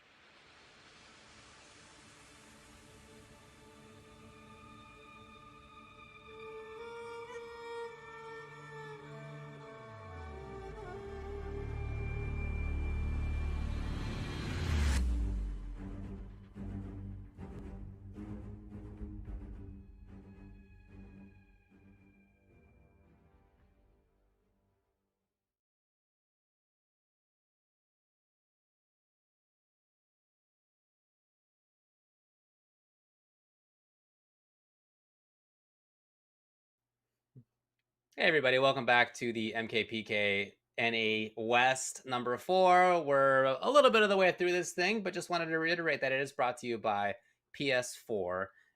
You can check out the PS4 Tournament Open Series for yourself. There are weekly competitions for all skill levels. Compete against friends, compete against rivals. Check out the PlayStation 4 Competition Center at compete.playstation.com. You can sign in there with your PSN ID and get a lot of info, a lot of content on how top players play, tips and tricks for players of all skill levels, and you can easily see a list of available PS4 tournaments to sign up. Yeah, This lot is good one of them content here there. on the Mortal Kombat Pro Competition. I'm back. My name's Ultradiv, and with me, of course, is still Darth Arma. Hey, what's going on, everybody? I hope everyone's excited for the rest of these matches. We've already had some crazy matchups there. That Raiden kind of came out of nowhere. I thought we were going to see a little bit more of that, but you know, character or variations for fun can only bring you so far. So far we saw a little bit of a mix of everything, but I'm really excited to get into these next matches. Winners finals, we have Wise Gemini is going to be going up against Too Easy. Then down into the losers round 2 match, we have Wound Cowboy versus Han Rashid.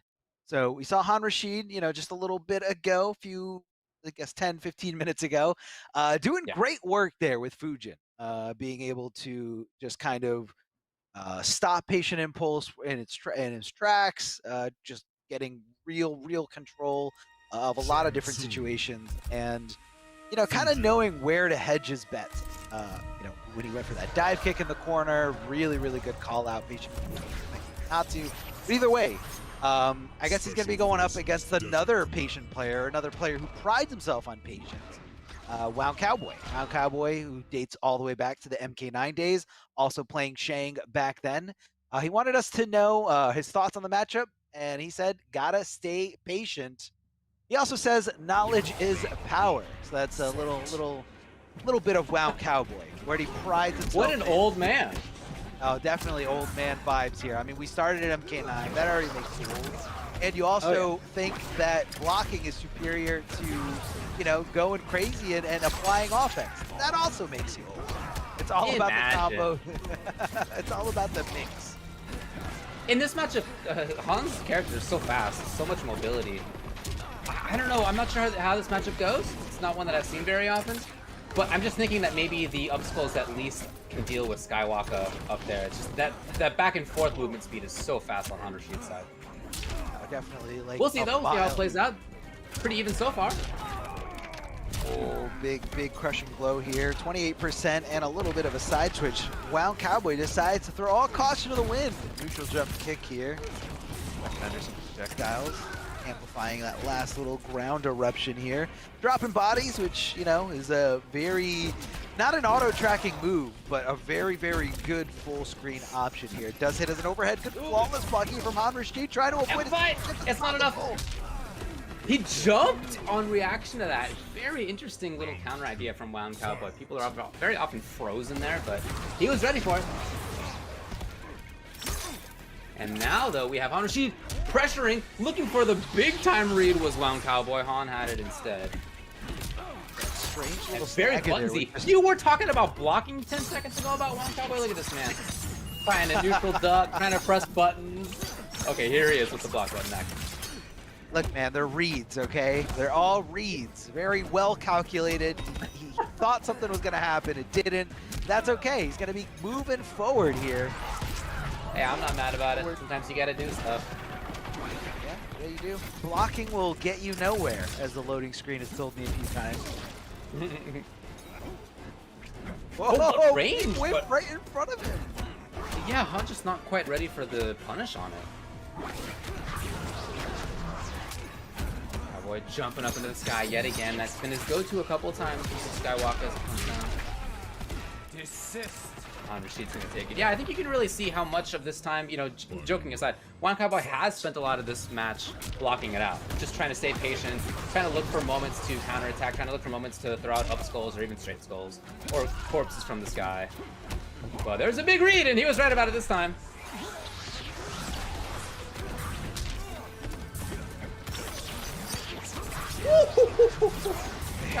Very close. Yeah, those that recovered a lot faster than I anticipated, and I think a lot faster than Rashid anticipated. I thought that was going to be a clear as day punish, but Wound Cowboy lives to see another day. Did he get a not quite, in fact, flawless block? Love it from Wound Cowboy. So he's got a life lead just like that. He is controlling some space. That's the spot though. Somebody's got trouble. Maybe. Did he get him in time? Can he punish? In there? Yes. Wow. Wound Cowboy. I really like the punish choice. A little surprised to have seen Han go with what he did, but Wound Cowboy was there for the punish. I don't know if he was anticipating the second part of that fatal blow to reach. Maybe he thought like a ground eruption was coming up, which, you know, as a recovery. And at that point into the animation, I guess Han Rashid would have had some kind of armor, but definitely not the right call. Especially, again, you're playing someone who's very, very calm, methodical. No reason in that scenario for Wound Cowboy to, you know, do anything crazy here. I think in this matchup, Fujin is definitely the aggressor, and Fujin is the one that's trying to deal with projectiles, ground eruption. Oh, yeah. And, you know, so Wound was already used to being on defense for Fujin. You know, he's got to throw in those wacky forward three, low-hitting slides, jumping in or using the Skywalker to kind of get in, get around some things. And, I don't think that was the right call. It definitely wasn't the right call, obviously, but I think Han needs to reevaluate who he's playing against. Well, we'll see how he deals with it here. It's the same variation. Starting off a little bit more slowly. Now he's in here checking it. Again, there have been lots of jumps from Wound Cowboy in reaction to Skywalker. So he actually changed it up. He gave up. Did he have Needle in the other one, or did he have wind kicks already? I think he just sacrificed. Oh, did he have Needle? Right, for okay, wind he kicks. did have. Yeah. Right, okay, for sure. So I don't specifically know why. I don't feel like Wound Cowboy was really like punishing it or anything. Maybe he wants it for the armor break ability, but honestly, I don't think it's a great armor break. It does very little damage, but right now it's working out for him. And Han Rashid getting that first carry. round. Yeah, yeah, that's combo, true. You can get corner carry pretty quickly. That's true. So if, really if good if you point. find a hit, you can at least get this zoner into the corner. Where still, that's where Wound Cowboy's stuck. Han Rashid comes in with a slide into the restand as well. So this game is all working out for him. Oh yeah, oh yeah. Ooh, flawless block, gets his turn, but not able to go after that down one check. Han Rashid playing it really smart, recognizing that flawless block and blocking immediately. Air-to-air exchange here with the jump and punch. Han Rashid running away with this here. Yeah, absolutely dominant game by Han Rashid. He started out fast with that one combo into the kicks, into the corner, and then they never left there. Occasionally it was Fujin who was cornered by jumping himself in there, but other than that, it was all Han Rashid. Yeah, no, I can see that. And, you know, I think a lot of it was that corner carry that you kind of, you know, touched on a little bit. I feel like it's one of those intangible assets when it comes to certain, you know, combo routes, or in this case, you know, certain character variation builds where, you know, on paper you see like, okay, it doesn't really do that much damage. The armor break is a little bit underwhelming because it doesn't really lead into, you know, a launcher that I can amplify. It just kind of does damage and that's it. Almost, you know, comparable to a down two. But yeah, the corner carry, if you're playing a character which has a little bit more immobile options, like Zhang doesn't have a teleport here. He doesn't have a way to, you know, switch sides with you like a Cetrion or a Raiden would do. So yeah, I could see how the corner carry would play a really, really big part in this matchup.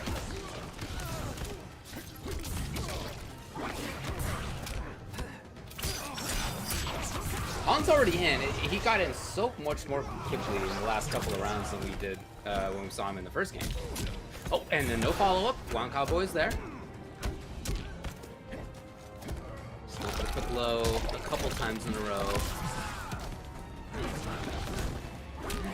Well, there's the interactable coming into use. And no whip punish!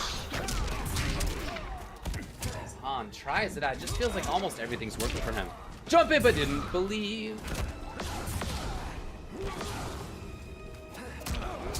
Ugh. Tried to duck. No, even Chip's gonna be a problem here. I'm a little surprised to have seen the breakaway from him. He was at such a life lead, but he does have the corner starting out here in this next round. Yeah, so if he can just kind of keep the offense going, not be put in a spot where he's got to use defensive meter, I think he'll be okay. I also love that he's equipping the very fast wind push. It doesn't do damage unless you amplify it, but it's a good way to just kind of control Shang in those, in that distance where he wants to be, which is a little bit, between mid and far range, mostly far range. So I like the adjustment, the change in variation here. You can see how annoying that is for Wound Cowboy, who just wants to throw some kills. The movement speed! Wow, you gotta be so precise on the corpse drop and which spot you pick versus Fujin here. Again, getting hit even before the corpse actually dropped. Just like you went all the way to the other side of the stage. What? Exactly. Corner to corner, coast to coast, like absolutely nothing. It all came down to like 1 or 2 combos here. Trying to push him back. Trying to keep Wound at bay. Wound's got to know it's not really doing damage, but in that scenario, it didn't need to do damage. Just a little bit to get that win, and thanks to that crushing blow requirement, which I believe is if every variation of distance wind hits, then that crushing blow is loaded. You got to do close, medium, and far. I don't know if there's a very far, but that wind push that you're seeing there from Han Rashid, that doesn't auto track. He's got to specifically place it. So, it just kind of adds a little bit more more thought process when you're doing it. Like, it's not one of those moves that you just do willy-nilly. You got to understand how far the opponent is and spacing. Spacing is very, very important because if that move whiffs, it can be dangerous. It can be very, very dangerous. Right back to Wound Cowboy. He did tell us that he also would have a Cetrion, or might have a Cetrion, but it seems like we're not going to be seeing that at least here. He's going to have to win the next few in a row, as he's down 2 games to 1. Same variation. Oh no, he has slide now. What am I seeing down here? Yeah, it's really, I got that's super small on me. Okay, yeah, There it is. so he's got reptile slide. Reptile slide. So he can play a little bit more of a mix-up game. Obviously quite a risk on the low end of that, but it is available. And he can get under some of what Fujin wants to do. Maybe he's thinking he can attack from kind of a far range. Again, unsafely, but it exists. I mean, we saw Sly doing so much against Wound Cowboy when he was fighting against BZ. So it's just, again, really a way to keep someone in check. He could maybe get out of the corner with it, too, if he finds a combo while he's in his corner. That's true. Adding a little bit more mobility to, a specific character's variation build that's trying to immobilize you here. Woo! The speed from Han Rashid. Wow, Cowboy is just feeling like he's overwhelmed. Oh man, Han even there in the middle part of the string. Yeah, nice little up 2 for you, Trouble. Oh, short hop kicks here. Overhead, very tricky stuff. Wow, Cowboy gonna get 2% health back here. Yeah, a little bit on the board here. But I think it's gonna be going completely away as that flaming dumpster heading right towards him. This is match point for Han Rashid. 1 round away from securing this victory and moving on here in the bracket. Yeah, he's air extremely strong over the past 3 games, and he's doing the same here. All of his mix-ups, look at the, come on, what are you doing? I don't even know what to do through Wound Cowboy there. You're watching this character dash back and forth like that. Should you press the button? Maybe, but it'll get back 1, right? I mean, the feeling of Han Rashid right now is that he has total control. So, this is a do-or-die situation for Wound Cowboy. And that's why he went for the Fatal Blow, trying to maximize the damage as much as possible on this, but of course not going to be enough here. He needs to hit at least 3 more combos with Shang Tsung. Hopefully he's looking for that convenient damage in the zoning and decides to hit the interactable Han Rashid, jumping from the top rope and able to seal the deal here, taking out Wound Cowboy. Again, huge shout outs for Ron Cowboy making this top 8, but unfortunately for him, he's going to be eliminated here. I believe that was for 5th or 4th place. Fifth Look at the place. bracket again. Yeah, for fifth. Yeah. For Okay. 5th place. Yeah. So Wound has now made top 8 twice in this season's Pro Comp, and he has been 5th place today and 7th place in week number 1. So he came into this weekend 13th in points.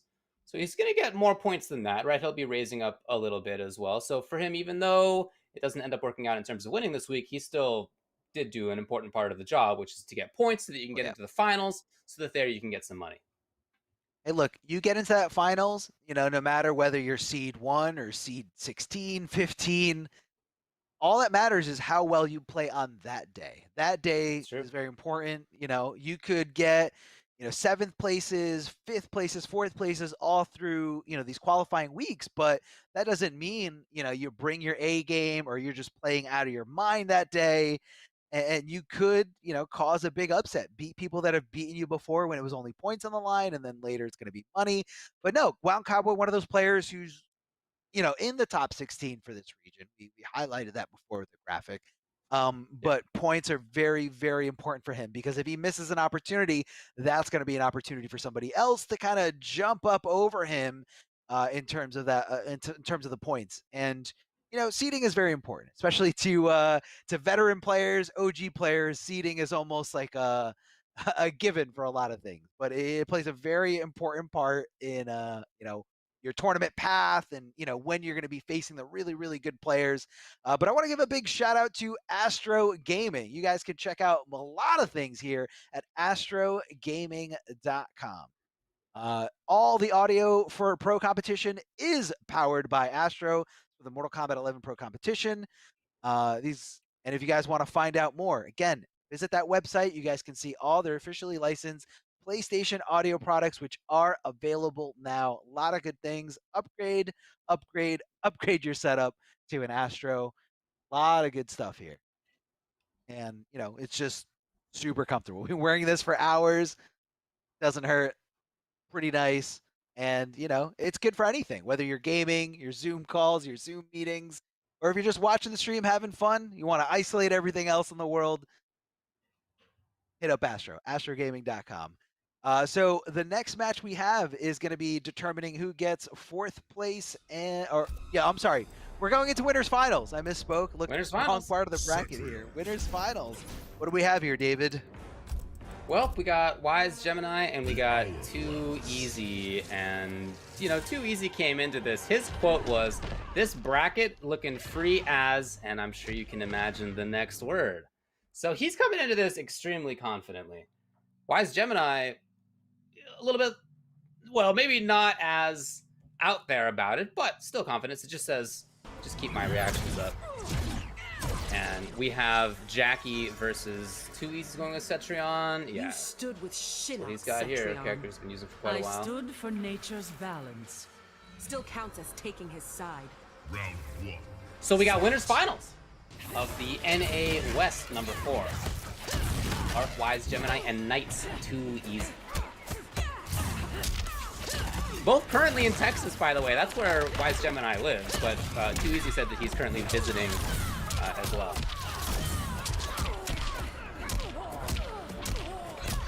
Oh yeah, we got the clinch? Am I looking at the clinch? Wait, is it 2019? Interesting. Muay Thai clinch, which was the variation that a lot of people saw before upgraded Jackie became a thing. Dash punch, full range, gonna be filling that crushing blow requirement. A lot of damage here. The forward throw should be enough to seal the deal, and it is. Wise Gemini looking fantastic here.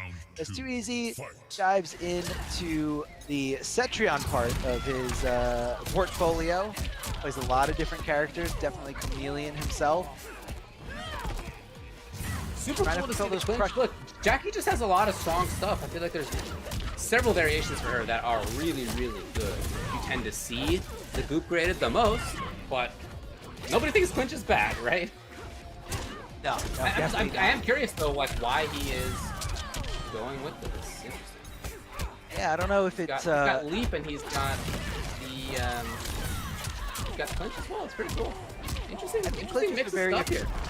Yeah, it's a very aggressive tool, and you know, something that, oh man, so good. Down 2 just to solidify that victory there. I don't think Too Easy is going to stay on Cetrion, but you know, clinch kind of, you know, you utilize it a little bit later. Something it can't really, Jackie can't do with the super jump. What clinch can do is you can go into, you know, pokes into clinch to kind of steal your turn, or somebody blocks your down 1. Right. They think it's their turn to swing and they're letting go of block to get hit by clinch.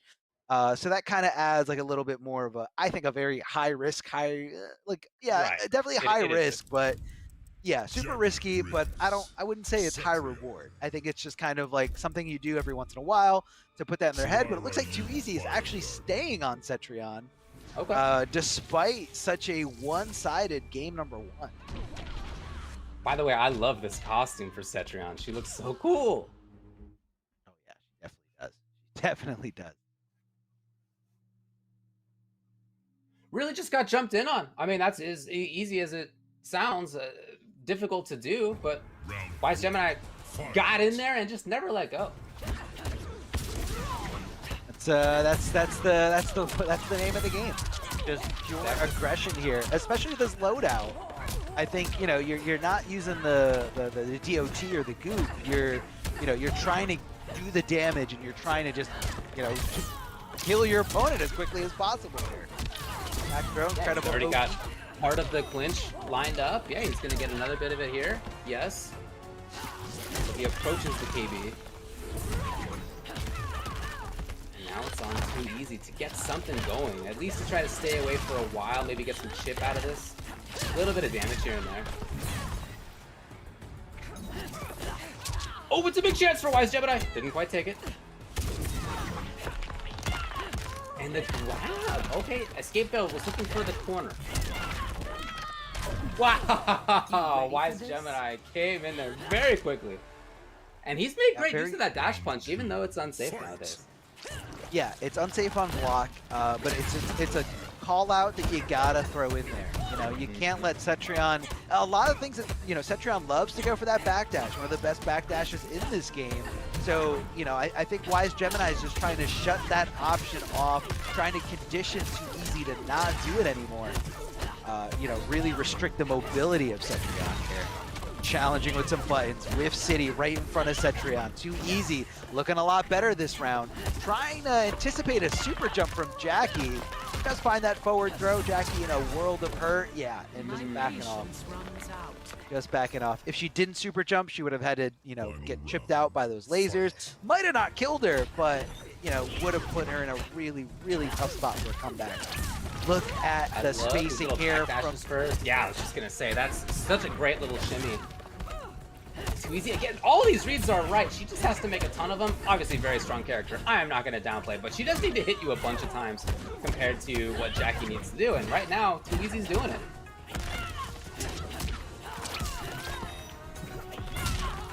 Didn't have enough. Here we go. No, it was a big chance. Not quite taken at this point. Okay, well, for Wise Gemini, what a drop. Yeah, it was a good challenge. Really good challenge here from Wise Gemini, but, you know, it just he didn't execute it perfectly. You know, missed opportunity for him, and Too Easy able to kind of change the tides into his favor. Despite, again, a very decisive game number 1, stuck with the character and really just understood the situation, understood what he did wrong, and you know, how to deal with Jackie, really. Anticipating a lot of super jumps, which I think he was doing a great job. Jump back normal, especially if it's a normal that you can cancel into a pretty safe move from most ranges. But it was forcing Wise Gemini to go with these crazy dash punches, which, you know, again, you touched on the fact, very unsafe, very unsafe. So if you know a dash punch is coming, all you got to do is duck it, block it. Either way, it's going to be a full combo punish. But against a character like Cetrion, she's not going to be doing too much unless she's got access to one specific crushing blow or access to her fatal blow. So I think he was willing to take the risk most of the time. Makes sense to me, but he didn't like how it went overall. So going back to the Lu here, character we've seen him play many times. And Too Easy's playing it similarly, you know, he doesn't want to get zoned out. One of the funky things about how this matchup can go is that Lu has good mid-range control, good far-range control with these projectiles. So if Too Easy can get in there and just cause havoc with wind, being safe, doing restand, he can make a lot of good work happen too. We saw that at the beginning. Wow, what range! Okay, yes, with the punish. Wise Gemini has... He was on his way to get into the corner, and then she's out of there at the cost of all her defensive meter, but she is out of there. Oh, flying kick right over her. She's still really low profile to the ground. Not able to connect it there, just a little too far away. Here comes the ground pound and the throw coming from Wise Gemini. Wise Gemini. Looking good here, trying to take this lead away from Too Easy. Trying to shift the momentum back in his favor. Too Easy with a perfect call out. Here's Pressure Flow, gonna pop up for some good dip. There's the armor breaker. So good from Cetrion. That move does everything. Restand, it really does everything, yeah. Back, yeah. Breaks armor. Okay. Well, right now, Too Easy stuck in the corner. And you know that this can go downhill really fast versus Alu. Back into the corner, please. Yes. Oh, huge chance! Is that an input error? Had to be an input error. There's no way he wanted that. No way. And I think it the would be side such switch, a giant call out. Yeah. Yeah. I think the side switch messed up his inputs just a little bit here. Left becomes right, right becomes left. Jump and kick from Liu Kang. What a conversion here into 1-2, 1-2. No problem. Here comes Fatal Blow. I don't know. I'm pretty sure this is going to be enough to kill. No, scaling. It's scaling a lot. Definitely not killing. Yep. So now the question is, does she teleport or not? No, the answer is no, but nevertheless, Wise Gemini was frozen because he was worried about it. Oh, that's such a heartbreaker when you utilize that Fatal Blow. It connects, you're so close to that comeback, and then you lose the round anyway. Now Wise Gemini is coming in this final round. No Fatal Blow available, but Too Easy will have access when he falls below 30%. Boulders after boulders, straight lasers, the zoning options here from Cetrion, trying to get some kind of whiff there from Liu Kang, but Wise Gemini staying really patient, not poking unless he is absolutely sure he is going to make contact. Anti-air, the down one, Too Easy desperately trying to jump out of the corner here. This is not good. This is not good for Too Easy at all. Regular throw here. Wise Gemini got him into the corner and never, ever let up. Throws, anti-airs, pressure, all the right call-outs here. Wise Gemini looking like a completely different player, but remember, Too Easy did not specifically pick Cetrion in anticipation of fighting Liu Kang. It looks like at the beginning it was to fight against Jackie. Now, Too Easy does have a really good Scorpion, a really good Sub-Zero, and a really good Shang. So we can see any of those characters plus any other character that he could be working with. So let's see what Too Easy is going to do with the ball in his corner. When I asked what characters he was thinking about playing today, his response was top tier. Just top tier? in general, you know, yeah, exactly. Whichever characters he thinks is appropriate at the time right now. I guess his answer is Sub-Zero. Let's see what he's got. Here. What do you got? Pick a top tier, as they say, as they've been saying for a decade plus. Deep freeze and creepy ice. Okay. All right, so Creep and Ice, going to keep it nice and safe. Deep Freeze, going to give you a lot of combo potential. Not only that, but it's also going to be, you know, nullifying projectiles that it crosses paths with. And making pretty much any, you know, eliminating any kind of trade in the projectile war. Poking with down one on Wake Up, that's a questionable decision here. Wise Gemini definitely feels a way about that as he ducks under the throw down to that nunchuck, making contact with the bottom of Sub-Zero's chin as he just inflicts all this damage. Oh my god, wait, he whiffed! Oh my god, can he make this comeback? He needs to hit him one more time, and he can kill him. Oh man, you're actually right. No, that's not gonna happen. Wise Gemini will get there first. That was a very risky round by Too Easy. You're right, could have made a comeback, but he made a lot of reads defensively that just did not pay off. And right there again with random slide, I was about to bring that up too. He had that in the previous rounds, didn't work. This time, no. So Wise Gemini at his match point is looking great. think that might be keyed up now. Oh man, Too Easy cannot battle out at all. God, throws after throws. Got him. What a buzzsaw from Wise Gemini right there. Wow, he dominated in that game. And what was funky again about that is that was Too Easy taking a bunch of risks. Couple of slides in neutral. He had grab as pressure rather than something a little safer.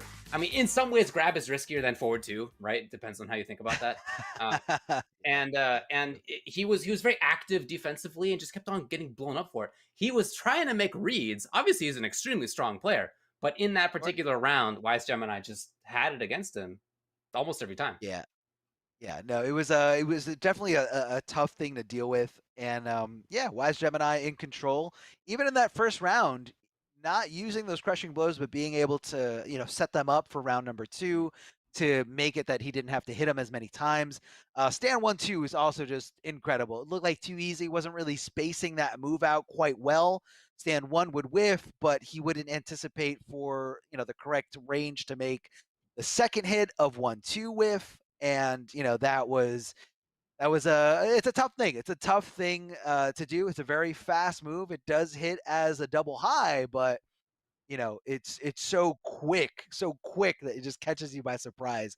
And again, guys, we want to give a big shout out to PlayStation 4. This tournament is presented by PlayStation 4, the Mortal Kombat Pro competition, along with all the other regions, everything really coming down to PlayStation 4. Giving us a lot of love. PS4 tournaments are weekly competitions for all skill levels. Compete against your friends and rivals for unique rewards. You guys can visit the PlayStation 4 Competition Center, the one destination that has Mortal Kombat content that gives you an inside look at how top players play and some tips and tricks for players of all skill levels. All you guys got to do, go to that website you saw right there, compete.playstation.com, sign in with your PSN ID, and you are good to go. Sign up for weekly tournaments, not only in MK, not only in fighting games, but a lot of different genres. If you're a competitive guy, definitely go out there, make some friends, have some fun. So as we break down even more, these guys are getting down to the nitty gritty.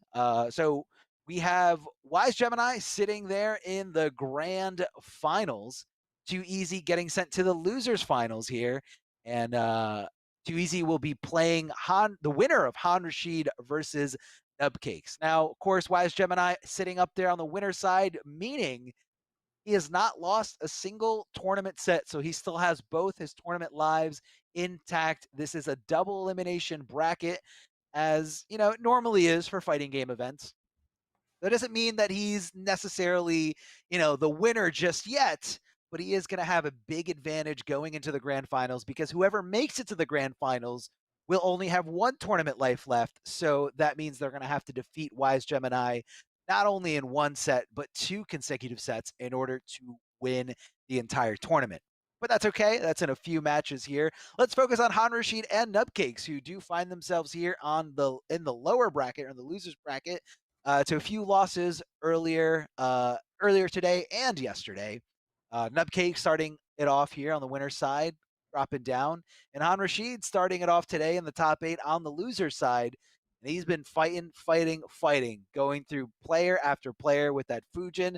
Super strong, super fast, super mobile, and just making all those right decisions, just moving like the wind. Really love to see it, man. Really love to see it. I know you miss Nubcakes. Nubcakes has been around for quite some time, dating back all the way to the Injustice 1 days, premier Batman of the West Coast. Gotta love Nubcakes. Yeah, he's been strong for a long time out of here. We got a couple of strong SoCal players in this coming up match, which is great to see that they both made top 4, but also, bummer that they both have to play against each other, having played so much. But that's how it goes sometimes, right? Once you get to top 4, you can't complain about that. There were hundreds of people in this tournament, and they're the 2 of the 4 who ended up where they are. Nubcakes, when we asked him some thoughts about how this is going to go, this whole top 8, he said, it'll be tough. Can't sleep on anyone in this bracket. And he certainly knows that about Han Rashid as well. Han comes into this 4th overall in points. Nub comes into this 12th overall in points. So they're both in that top 16 right now, but you know, they're both trying to shore up their points. I guess they are. They both made top 4, but important still for both of them to continue to have that kind of progression of getting those points more and more over and over again. They played against each other a lot. You know, when we used to have locals and you could go offline and meet other people in person, which was a time that used to exist. They played each other all the time. Remember. I'm sure that's continued as we're all stuck at home as well. Yeah. So I would like expect that. Jackie versus Fujin here. Yeah.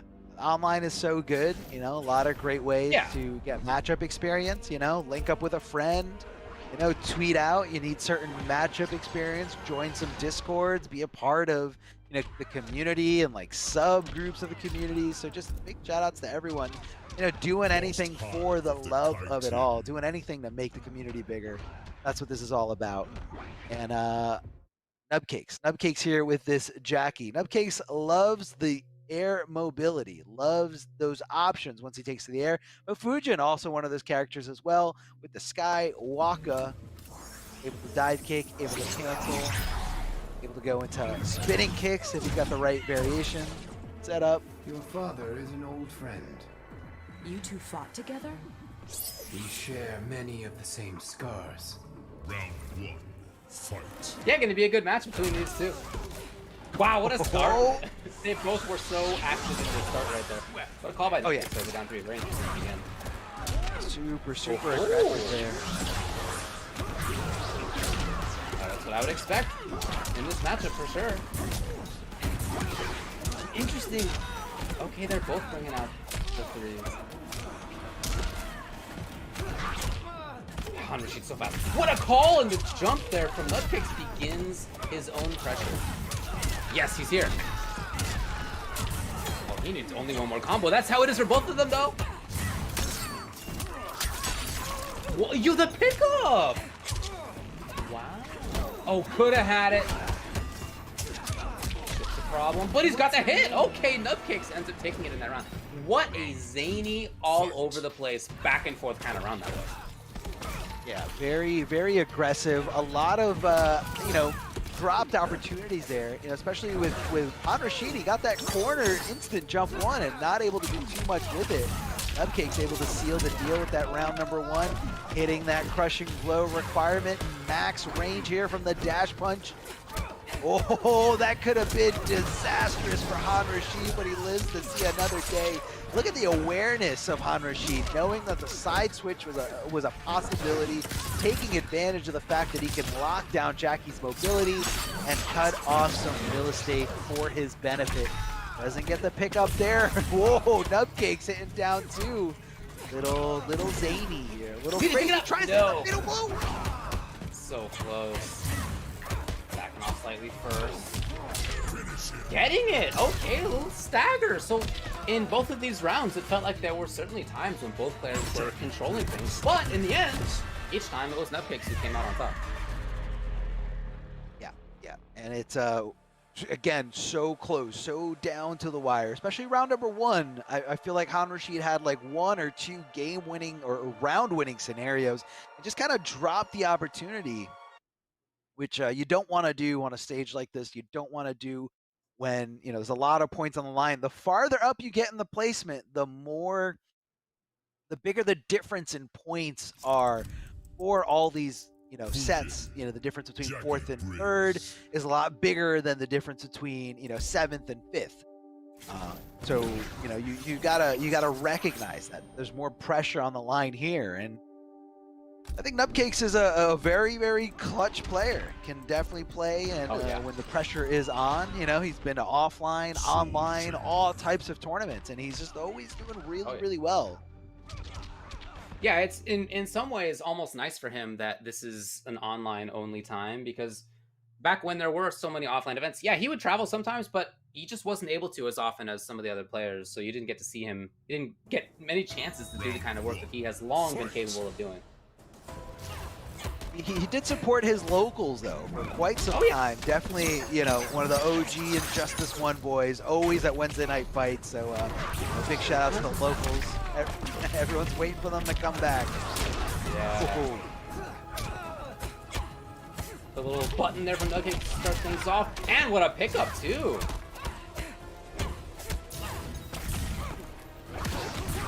feels all of a sudden like Han Rashid is the one who hasn't been pressing buttons. Something you rarely say about Han Rashid and Fuji. That's right. It's definitely true. Oh, Jackie getting whiff punished there with those straight crossbow shots. Back throw from Jackie Briggs. What's she gonna do on the wake up? Decides to jump in, maybe anticipating an up 3 to whiff. On Rashid getting some good damage. Jackie had no choice but to go for the breakaway, minimize that damage as best as she can. Now we're in a one-hit scenario. Fatal blow on the table. Not sure if we're even going to see it from Han Rashid. Look at that awareness there, knowing that she came off that breakaway, knowing that she didn't have access to it for quite some time, and there was no need to utilize that finite resource known as the fatal blow. He had to start, but just didn't get the hit confirmed for some reason. On the sheet now, out of the corner. Oh yeah, way out of the corner. Oh, Jackie's just trying to chase her down with that. Right? Yeah. Very, I could almost see the frustration there from Nubcakes. Like, I just need to get in. I need to get closer. Dad one. So I really like the style that we're seeing out of Han Rashid. He is mostly away. Well, he whiffed, and big chance by Nubcakes. But until that, he was really playing for distance. He was playing for his extra superior range over his opponent, and it was really working out. Yeah, no, it was until he all goes away. Until he Everybody's got a plan until they get dash punched in the face. Oh, he will kill himself. No, he needed to get out of there. Yes, absolutely. Oh, I was just forgot. gonna say he was about to slide into it. Oh. He forgot. Is that still there? Right? Yeah. Screen, so came off the screen, so I thought it went away. Had enough sport? Plus the string. Han Rashid sort of respecting there. It might have been a duck. Maybe calling out a throw specifically against Jackie, which is a tough call because she does, lunge back so quickly after the play win. Yeah, and here's this distance game again for Han Rashid. He's shooting crossbows from across the way. He's coming in with the wind now and then. And stabs here and there for the Skywalker, but in general, you can really tell he does not want to be anywhere near where Jackie is. Oh, he's close. And he actually got hit because of it. The one time he got close, it was on his own turn. And just like that, Nubcakes takes advantage for 400 damage. Okay. Oh, got it. There it is. Yeah, that might have just been a chip kill situation with the needle. So Han Rashid ties it up 1-1. Yeah, it was definitely a smart move from Han Rashid. As soon as you break away, you don't have any defensive bar. If you don't have defensive bar, you lose access to wake up roll. You lose access to wake up attacks. The only thing you can do in that scenario is just do a one delay wake up. And Han Rashid covering both bases, covering regular wake up and delay wake up by hitting that very active string in the back 1-1 string. So smart stuff by Han Rashid. Again, no need to take any kind of risk if you don't have to. Just cleaned it up, no problem. Nubcakes sticking it out here with Jackie. I don't think he's going to go anywhere else. It's close. It's definitely a close set so far. I don't think there's any need to run for the hills quite yet. Yeah, why is it that Fujin has a crossbow? I don't know. I don't know why that is. But I don't know why it is, but he's had a crossbow ever since Mortal Kombat 4. So yeah. Again, it's part of it. It's just there. They have to. Although his crossbow in Mortal Kombat 4 had like glowing arrows that made you explode. I don't know why they he downgraded just a little bit more humble is the model in this one. He's got some other stuff going for him in this game. It's okay. Oh yeah. Oh, what a block, but just not quite there in range. It's gonna be pressure for Nubcakes here. Comes in. That delay actually allows Nubcakes to get more pressure. Right up to, but actually behind it. It's definitely not a good up. Like in terms of, as far as up twos go in this game, like I'm sorry, it's just not. It's not a good up two. The hitbox is a little strange, very specific. Some up twos, it's got a very long, horizontal and vertical range. I don't think Fujin's has either one. It's just very it's just like a line that goes up. This is all the time. So I'm sure Han Rashid wasn't surprised when it whiffed. He's just like, oh, Typical stuff. Right now he's looking good here, hitting that back wind pull right into. Oh no! I've seen him do that before. That was a little, Right. a little crazy. Oh, Jackie N finds it. Yeah, I feel like even before that, Han Rashid had a combo on back 1-1 and had Fatal already and chose not to use it.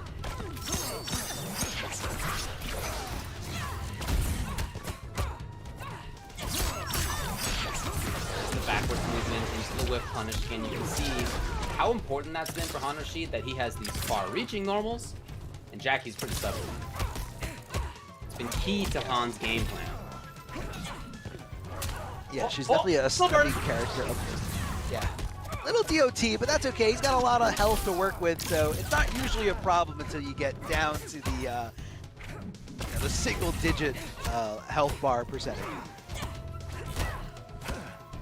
Too far though, yeah. That range that Nupcake's been doing that has been really, really good. The crossbow to the rescue. Again, this distance game is where Han seems like he wants to be. This guy, no bar, but he makes it count anyway. Look at this. And he actually built the offensive bar in that combo and just had it by the end of the combo right there. Great stuff. That's how fast. That's how oh, I'm sorry. That's how long. Right? Yeah. Combo is. It's a take forever. Big jump in here from Nupcake. Double jump in, if you will. First one empty. Next one coming in hot with a big punch right to the face. Nupcake goes for the challenge. That move is not unsafe, but it's pretty negative, so it's usually your turn to swing afterwards. Nupcake, knowing that, goes for the slower mids. The back 1-1, barely whiffing there in that scenario, trying to get a whiff punish of his own. Here comes super jumping, just like that. Han Rashid reacting perfectly with that straight crossbow. Again, keeping Jackie back. You can see the frustration just oozing out of Nupcakes here. I think that's going to be all she wrote. Indeed it is. Han Rashid sealing the deal with a nice, crisp little combo there, ending it quite simply with a down 2. No need to risk any kind of execution, or possibly drop the game-winning scenario, the set-winning scenario, and Han Rashid is going to be moving on to the losers finals, where he's going to be facing up again. He's going to be faced up against Too Easy. Winner of that is going to move on to grand finals. I think it's just 2-1. Oh God! Oh, that was it. I thought that was it. Okay, thank you, David. Yeah, just Jackie Briggs. Still though, the way that Han's am I gonna curse playing, it? Is that? We'll see, right? Yeah. One thing that I've really enjoyed watching is how when Han backs off to that kind of far range that he is like to pick, he uses this regular crossbow as the anti-air, as like the Mike Watson fireball anti-air, and that's a great usage of that because I feel like one of the downsides of that crossbow is that it's like really high up, right? Like versus people who are on the ground, it's like you can duck it really easily, right? There's like no bones about it. But if it's an anti-air, it does the trick. So he's back off to his range where that specifically is effective. It's a really good way to kind of the other approach there. Jackie is that dash punch. Gets her from point A to point B really quickly. However, it is unsafe. So you gotta kind of think twice if you're Jackie. Well, she got to point B pretty fast this time. It's Han who has the corner now. Tried to keep it going. That would have been super sick. Wave dash into continuing combo, but not quite there. Here's the block. Nothing.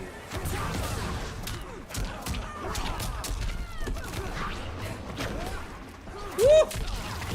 Wow. Okay, Nupcakes is in there. Going down. He gets pressure right up close. He was worried about something. Whatever it was didn't come. Maybe Han Rashid in trouble. Can't afford to grab. Can't afford to stay there very long either. And what a punish by Nub. I love seeing the dash punch usage right there. Even if he had stayed up in the air, she would have just kept, she would have chased, right? I like that a lot. Yeah, would have chased him down, would have,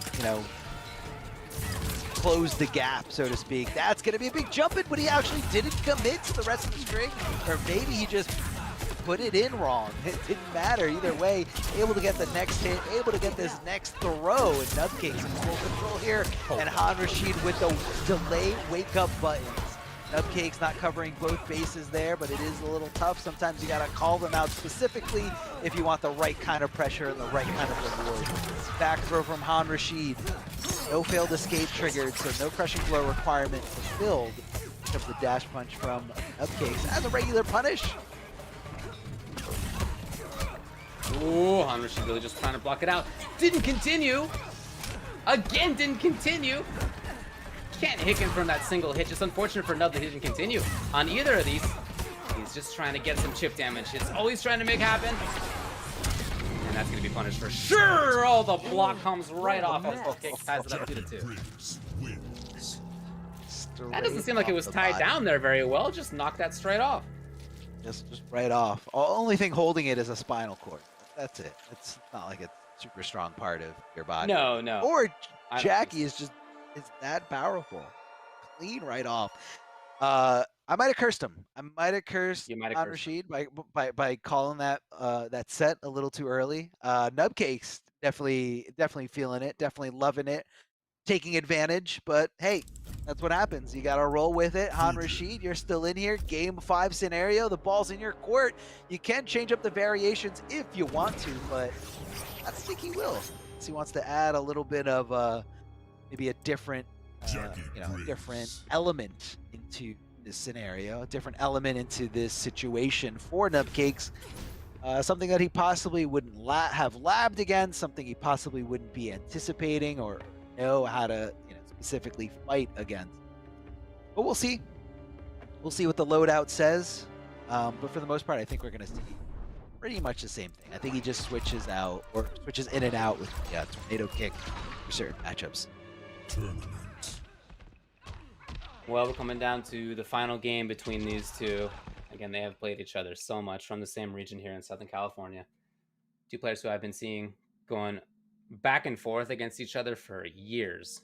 Very cool to see that they both made it to this top 4, but one of them's about to go out. Who will make it into losers finals? Here we go. Such an active, fast move. Like, and the way it just brings Fujin in, like that tornado. Very, very tough thing to deal with. Like, if you're not ready, it hits you by surprise all the time here. Nice anti-air from Nubcake, shooting that up. Stop Fujin right there, calling out that roll, hitting him before the recovery frames, actually hitting him while the roll is invincible with that throw, able to make that connection here. Super jumping, flawless block up 3, his turn to swing afterwards. What a punish, what a punish, what a punish here from Han Rashid, the back 1-1. Drops the last little part of that combo. Not sure if he was trying to bait out something, maybe go for some kind of strange little reset. Look at the conversion. That might be all she wrote. Yes, she has a little bit less health than the other characters by 5% exactly. And because of that, Han Rashid got the winning scenario. Match point, Han Rashid. He had some unorthodox stuff in that round. Things that he hadn't been doing quite as much. There's that up 2 that you were talking about before. This didn't quite do the trick this time either. Why? Why go for the up 2? Very, very, very bad. And here's that distance game. Here's Han staying away, hoping to catch his opponent with some crossbows, with some sudden movement, but it was a jump forward from Nub. Expecting that there in that situation. As he has really opened up the hop game, by the way. Hop into, grab, just tried it right there. Backs off. Oh, the threat certainly was there of him backing off. And now Nubcakes needs one hit. Oh, what happened what was there? That? I don't know, but whatever it was, kind of kept Nub from taking that. Was he on the wrong no, side? he's gonna lose! It's Han Rashid taking it 3 games to 2, in part due to wild wackiness from Jackie Briggs. It looked like when he pressed his normal button that she was facing the wrong side, like just for 1 second, and those things do happen. It happens in the game. You have this little element of the side switch. It happens in a lot of different games. And what's really important is that Han Rashid took advantage of the fact that it did happen, and he didn't let off. Forward 3 to fatal blow, Really, really good stuff there. Down to the wire, nail biter situation here. Game 5. We thought we were going to go into a final round, but unfortunately for Nubcakes, going to be Han Rashid moving on. Nubcakes does get 4th place and a lot of points to hopefully solidify that spot into the finale for this region, which is going to have a $10,000 prize pool. So Nubcakes, keep doing what you're doing. You did a great job this weekend for this tournament, but unfortunately your tournament run ends here. Han Rashid moving on where he's going to be facing Too Easy, and then the winner of that going to be moving on to the grand finals to hopefully get a shot at winning that 1st place point prize. And yeah, man, a lot on the line here. Some points, going to get into the finale, great seating, a lot of good stuff coming your way. A lot of good competitors competed this weekend. And I want to thank all of you guys for watching. There are 2 more matches just ahead, but I want to give a little shout out to our merch, the merch that you see that I'm wearing right here today. You guys can get it at amazon.com/Mortal Kombat. If you guys are also watching the stream on a desktop, I believe you guys can just click on the link there. Very easy. A lot of great stuff here, not just these t-shirts that you see here with Scorpion, Melina, and Sub-Zero. Other characters like Raiden, Jade, and Liu Kang are available in different styles. You can get the sweaters, the pullover hoodies, the tank tops, regular t-shirts, different colored t-shirts like green ones, red ones, more. All there at amazon.com/Mortal Kombat. Check out the merch store. A lot of goodies there. And rep the realm. Rep your passion for this community. Rep Mortal Kombat 11 out in the real world whenever we do get to go there. But right now, it's usually just grocery store trips. Either way, it is really awesome. We're going to go into a short break. But guys, don't go anywhere. We have losers finals and grand finals coming right back for you.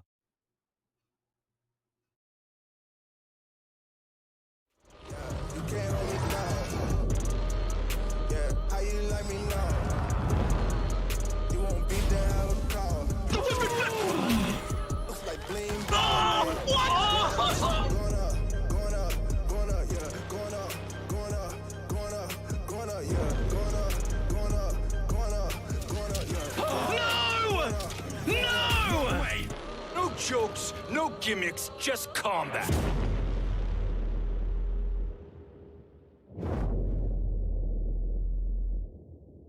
PlayStation.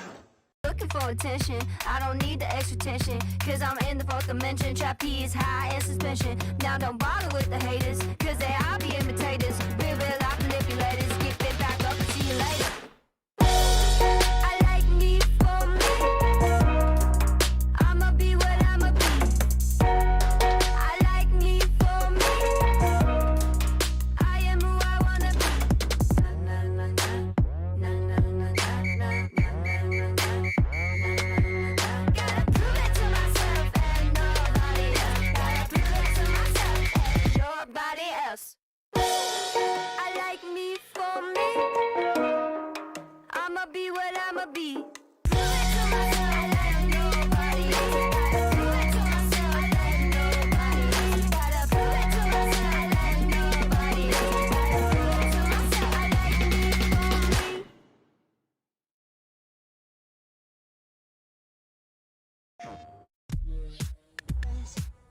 prove it to myself. I like me for me. Hey guys, Ketchup and Mustard here, and it's time to test your might in the Mortal Kombat 11 Open Series. Ready to rumble?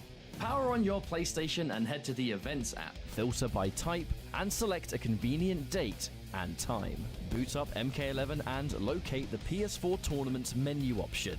Click it to visit a familiar place, the Console Events tab. Sign up and prepare to play. Once registered, you can view your tournament details and check-in time. A notification will remind you to tighten your black belt and get over here for your match. Continue combat in the open qualifiers to close in on the competition. Thank you for watching, and we'll see you in the tournaments.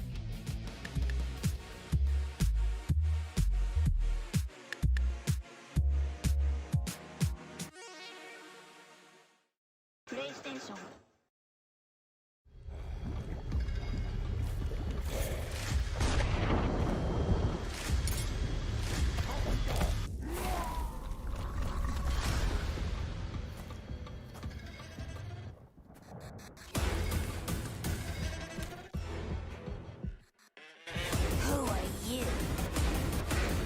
I'm your worst nightmare.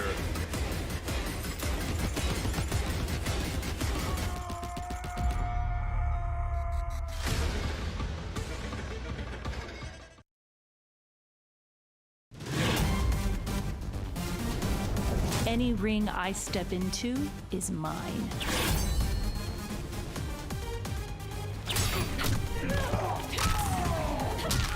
End of the line. Then this fight is now personal.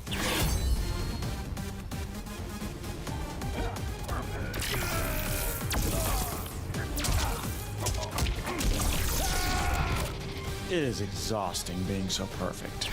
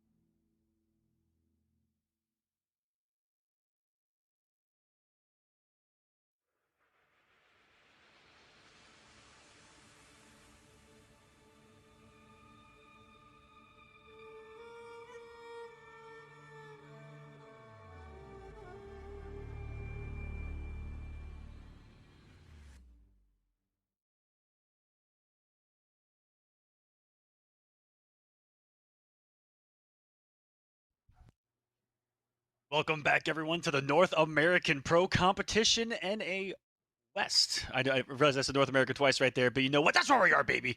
It's getting kind of late here as we enter our top 3 of the night. My name is Mr. Rockman, and joined by the one, the only Ultra David to close out this top 8. And boy, oh boy, we got Wise Gemini sitting on the winner's side, and here on the loser side. By the way, looking really dominant in that last performance was Wise Gemini. Sensational. Yeah. We're gonna have Too Easy going up against Han Rashid here in losers finals. That's exactly right. Yep, we got Han Rashid, who made it into grand finals last time, ended up getting second place, and Too Easy trying to get up there as well. He has been 7th place, 5th place, and 5th place. Those are his 3 results so far. So that's a lot of consistency, and it means that he's currently 6th overall in points coming into this, which is great. But here he is already doing better than that, and obviously what he really wants is that number 1 overall. And this is going to be a really big jump for someone like Wise Gemini as well, who was sitting at, what, 18th, it looks like, before coming into this tournament and already guaranteed at least 2nd. That's a pretty significant jump right there. Possibly a boost up into top 8 territory. That's setting him up for the rest of the season. As we're hitting the midway point, by the way, here in the pro competition for some of these regions. That's right. Yeah. Where this is the 4th. There are 8 until the finals. And you got to get in those points. This is the time to do it for sure. So we're probably looking at this going to be obviously Fujin, I would expect, for Han Rashid, right? That's the expectation on that side. For Too Easy, harder to say, I would think. He's got so many characters up his sleeve. We got the sub pick, Cetrion pick, Shang pick, and it all depends on what he's like. I don't know who Too Easy might be most comfortable with against Fujin. But for Han Rashid, he's coming off a good victory himself here, and these are just we're down to a lot of players, and that's what I love about the West Coast side of things. But a lot of these players are really explosive in their offense, and I love seeing it. You got Wise Gemini, who has been going off. You got Too Easy here, who has no fear whatsoever. It doesn't matter who you are. And Han Rashid here was not hovering over Fujin for a second. Was hovering over his former main in Liu Kang, but going to go back to the Wind God, and it's the Sub-Zero pick from Too Easy. This is going to be a highly mobile festival right here that we're about to witness.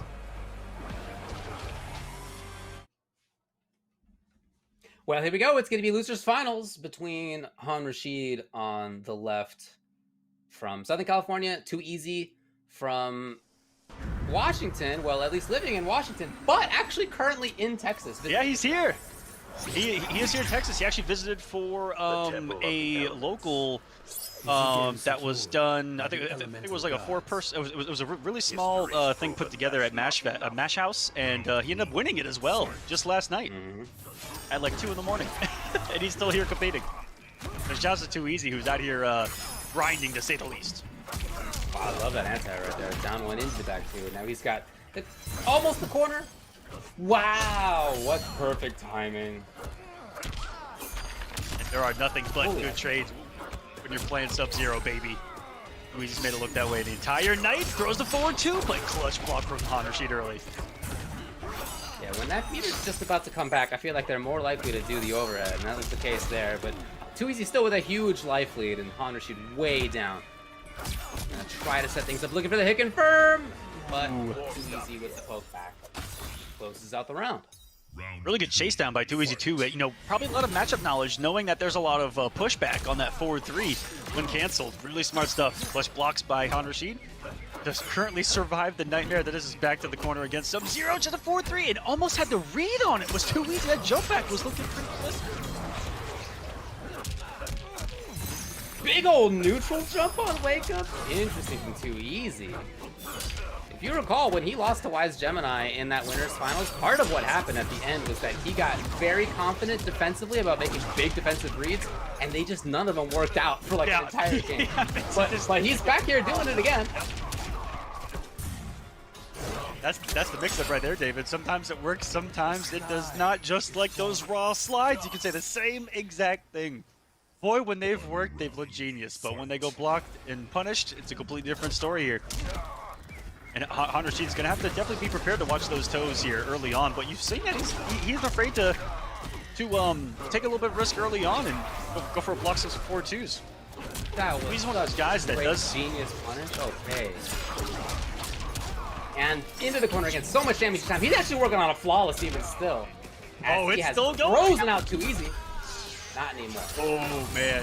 If you notice there, even Han Rashid didn't want to tempt the devil and try to anti-air Sub-Zero with a jump one, as this is still a dangerous territory. Oh, no. It's 2 hits. It's 2 hits away. There was 1, and it was blocked. And man. Number 1.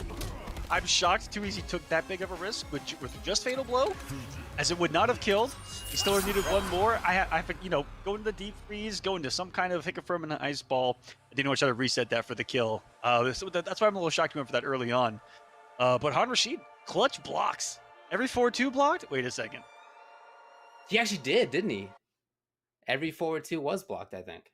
Maybe 1 was not, but it was into creeping ice rather than ice ball. Yeah, which was like 100 damage, and then guess again. Yeah. Weathering yeah, the so great storm. defense. Fujin. Great defense. Now, will it still be Sub-Zero from Too Easy? What's the choice? Again, he has a few different characters at high level up his sleeve. And it looks like he's headed right back to Sub-Zero. Check I like that it. variation, though. What do we got? What do we got? What do we got? Is it the same? Look the same. Look like Creeping Ice and Deep Freeze. You are correct.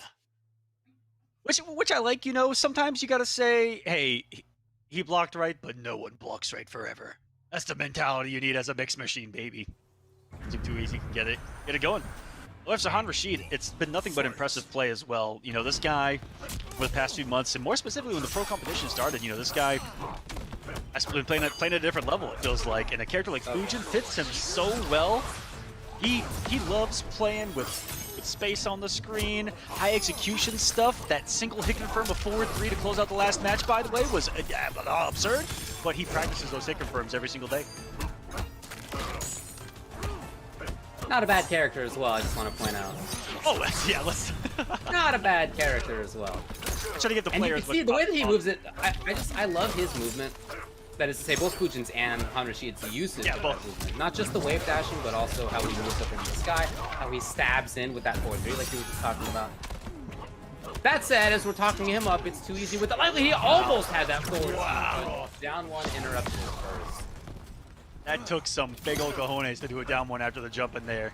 And it's saved Han Rashid this round so far. 4 seconds remaining on the clock. And the reversal slide punish that was... Oh, not enough. Having some knowledge. Not enough. He does not have another bar either. Oh, it's Han Rashid for down 2. And there was a breakaway as well. Worst case right there by Too Easy. 5.13 health there for Han Rashid. Doing the damage. And that's going to take a little bit of a wind out of Too Easy, I feel like, who felt like he was in full control of that. Yeah, it's frozen him a bit for sure. Restand? Ooh, and he just danced around him. That movement, forward and back, like, yeah, I've seen a lot of good forward dashes and forward wave dashes in my day at MK11, but when it comes to the back movement, you look at Fujin and you're just like, oh! Sometimes. Absolutely, yeah. And he uses that so well, Han Rashid, to make things whip and then come in for the whip punish. Oh, yeah. Again, as we're talking him up, it's Too Easy getting pressure. There we go. Overhead. This time, yes.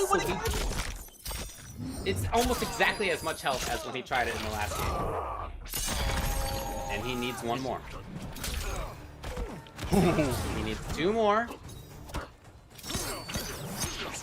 Han Rashid trying for chip out of there, and then jump kick comes to the rest of Too Easy. Final round. Fight. He's alive. On, ooh, I think a slight little wave dash there. Yeah, you're just never sure how close he's gonna get to you with that thing. And if he then comes close and then backs off, he can make you whiff and you can punish, right? That wave dash forward, back dash cancel, back 1-1 has got to be biggest whiff punish things in MK11. Gets pressure going here, takes away, I think he took away a gap right there that, oh, that was a raw one. Oh my goodness. It's a big slice in for Han Rashid though. Whip punish! He went underneath the axe. Gets the health lead, but overcommits to the corner. This is the corner now. Now there's no overhead into Ice Ball. Right, not yet. Looks like he doesn't quite need it. Whoa! The interactable came to the rescue. Miraculously made it. Oh, he didn't commit! Oh no!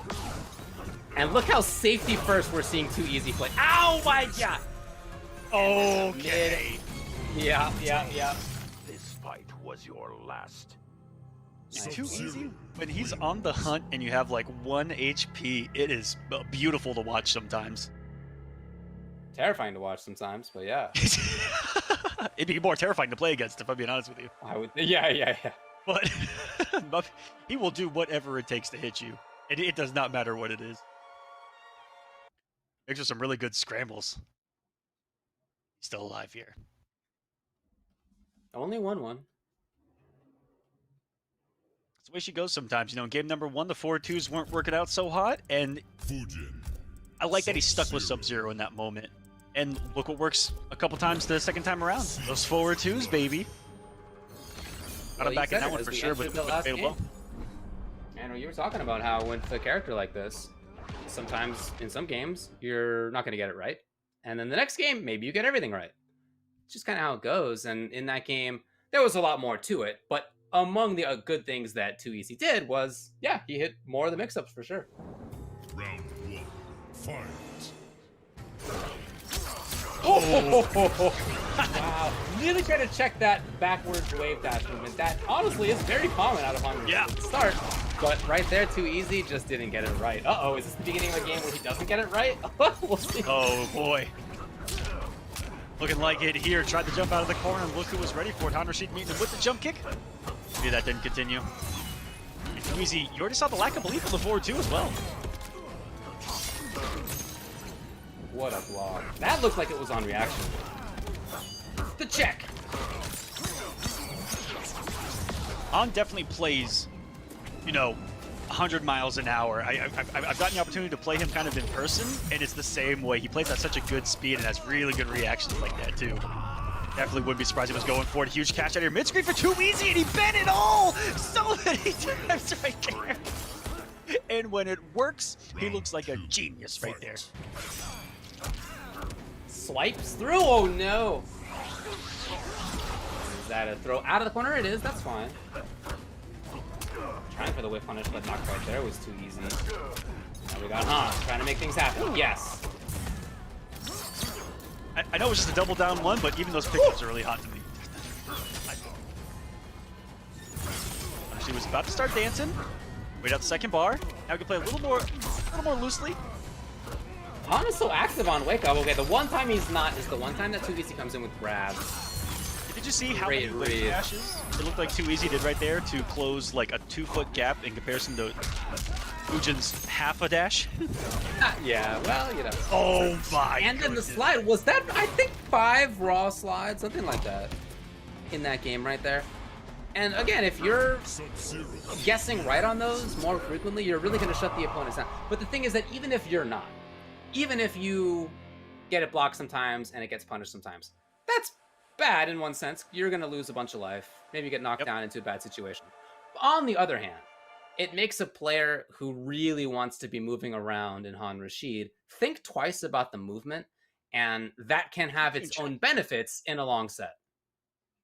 Yeah, the entire time that's going to be in the back of your mind, and the fact that 2Easy, and this is something that's really beautiful, the fact that he's so far in this tournament, in this bracket, he's refused to not do it, which means that it's truly always going to be on his opponent's mind. And I like that he forces that situation, even at the cost of his own health, the cost of his own life at times.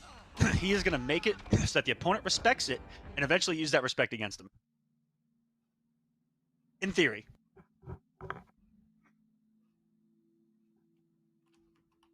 Well, that is the thing, but he's making it work right now. Yeah. It's something that's really unique, and you don't see a lot from you don't see that from a lot of players. Oh, he tried it. Now, it was not the same timing, I want to point out. It was a little bit later. But already he's had a couple of slides. Yeah, exactly. I mean, and that can be enough to make the opponent get hit. That slight difference in timing. Wow, what a cash out! Bad day right there, 225 even through the breakaway. Just checking each other right here. What a great position here for 2Easy. Oh, the back 1-1 was big enough. Not a lot of characters turns there. That post block game, it just answered across the screen, bump it, wave dash to, I don't know. He went and visited the East Coast players and like, yo, what's up, and then came back. Really trying to make this work here on the ice balls. That's both offensive bars. As soon as they were gone, Hunter did something. He's in there. Trying for lands, there was no button. I think that tells us that 2Easy was pressing right there, thinking that he was going to recover quick enough to steal a turn. No punish, but the back 1-1 hitting cleanly. Sniping up here once more. Just timing two things perfectly. End of that round and beginning of this one of knowing, and three in a row, of knowing when 2Easy was going to let go of block. That's crazy. Armor break. This might be one of those times again, David. Well, just like that, 2Easy's got the corner.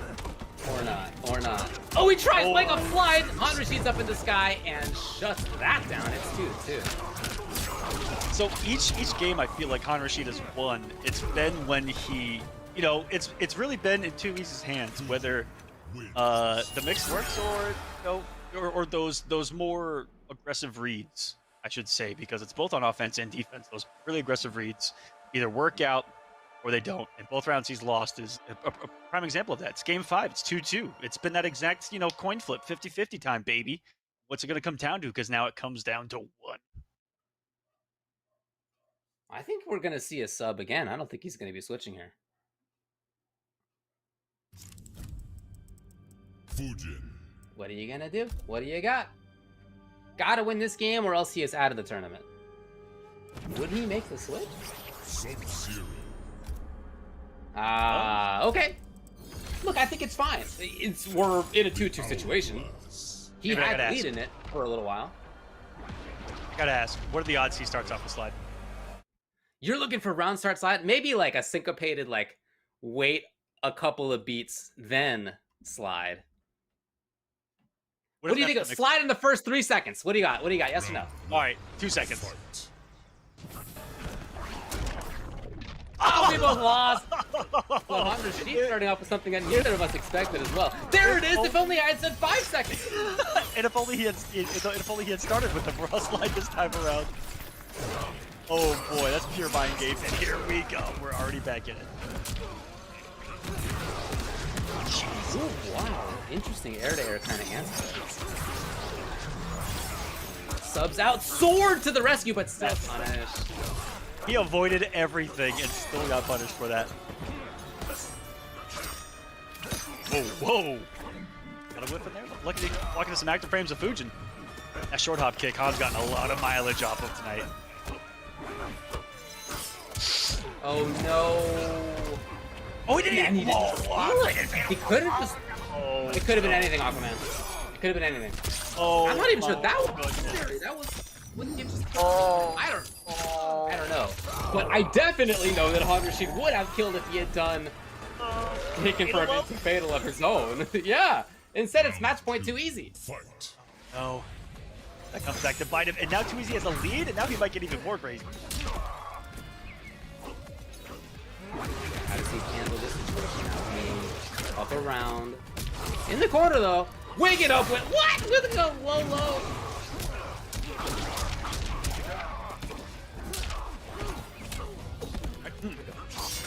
Still back in there for buttons. It's 2Easy.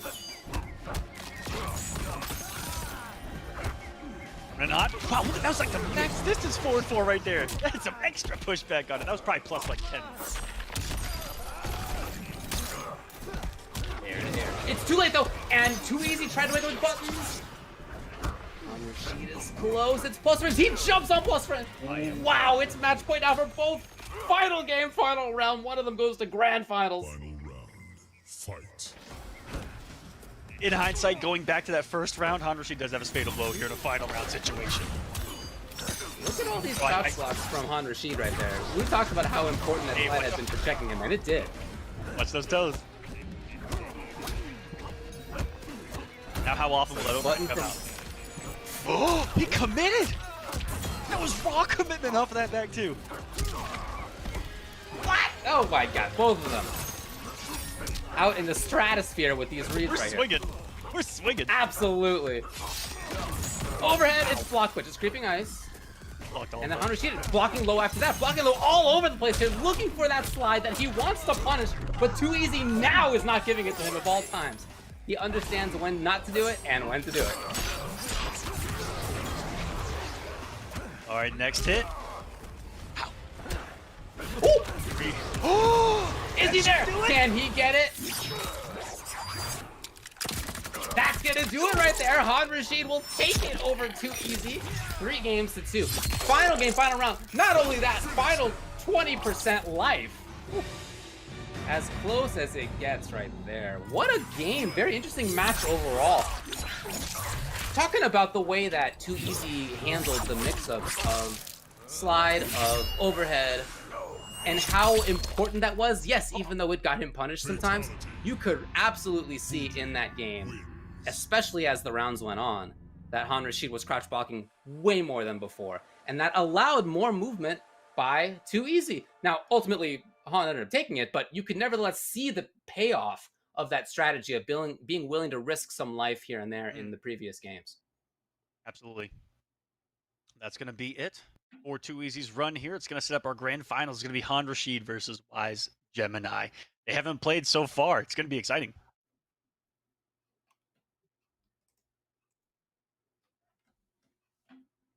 That's going to be our grand finals, guys. I want to give a quick final shout out to Astro Gaming, the official audio partner of the Mortal Kombat 11 Pro Competition. All of our audio is powered by Astro for the entirety of the season.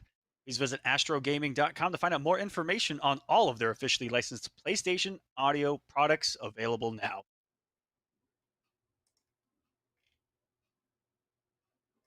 They're setting up this next match, guys. Grand finals time. A lot on the line. A lot of points on the line. There's a big difference between second and first here on the pro competition. First place getting 350 points. Second place 260 points. So almost a 100-point difference here on the line. It's big, especially for Wise making a massive jump from 18th. Go for it.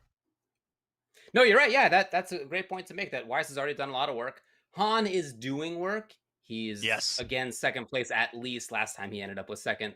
This time we'll see, right? It's either first or second. But what's very interesting here is that this is a run back. They did play before. We just wasn't in the top 8.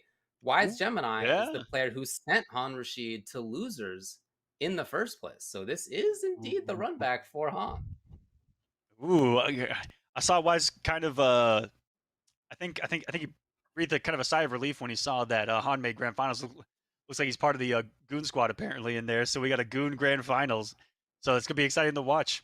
We're gonna have Wise Gemini. Who do you I really wish I could pick his brain here live and just ask him who he used in that matchup. And I'm assuming it's the Lu pick. It's looked so good all. Well, it's really all I know him for, but who knows? Who knows with him? He's got some surprises, like Han Rashid's doing for us right here, picking the Johnny. I don't think I've ever seen his Johnny. I've seen him play Johnny now and then, but certainly not nearly as much as previously Lu and nowadays Fujin. Yeah, that Lu was something special of itself because he was implementing really similar things. He was one of the best, I felt like, at, aside from maybe even Ninja Kill. Ninja Kill is probably the best as far as movement goes that I've seen, but he was really good at utilizing those really good wave dashes that Liu Kang has and the block speed alone. That was one of the things that I think set him apart as a Lu main. That only fit better with Fujin. Different worlds, Completely different story here. It's Johnny Cage, gonna be a lot more grounded walk game, not necessarily a dash game with this one. Round 1, fight. We got grand finals of NA West number 4 between Wise Gemini and Han Rashid, who's coming from losers, trying to get the run back against the player that sent him 2 weeks in the first place. Wise Gemini getting cornered very quickly here. Oh, threatening! Looking for a wake up FB, I guess. Oh man. What a start here for Wise. Yeah. This is just quick actor frames. When you're at that normal range, that's one of the best things Lu can put out there. Just a really fast and on block safe actor frames. Really smart to do. This is a huge first round for him as he's setting the tone of this grand final early. Another one. He's putting out a wall for him to deal with. What a timing on Wise Gemini. He's getting some plus strings for himself. Not doing too much with it, not too worried about it. And he's very buttonsy. He's not letting anything go by Han Rashid. The duck right there. Loading up a few. And Han Rashid, I feel like, just hasn't gotten anything going. Here's the first chance to get something going. Talking about Han's execution earlier, he just handed a God. You see the numbers there? I mean, see the numbers up there? He needs it. Still has Fatal Blow, by the way. Oh my goodness, and Wise deciding to let go of his... I don't want to. Oh my God. I can't believe it. I cannot believe he won that. I literally can't believe he won that. He let go of block like twice in a row.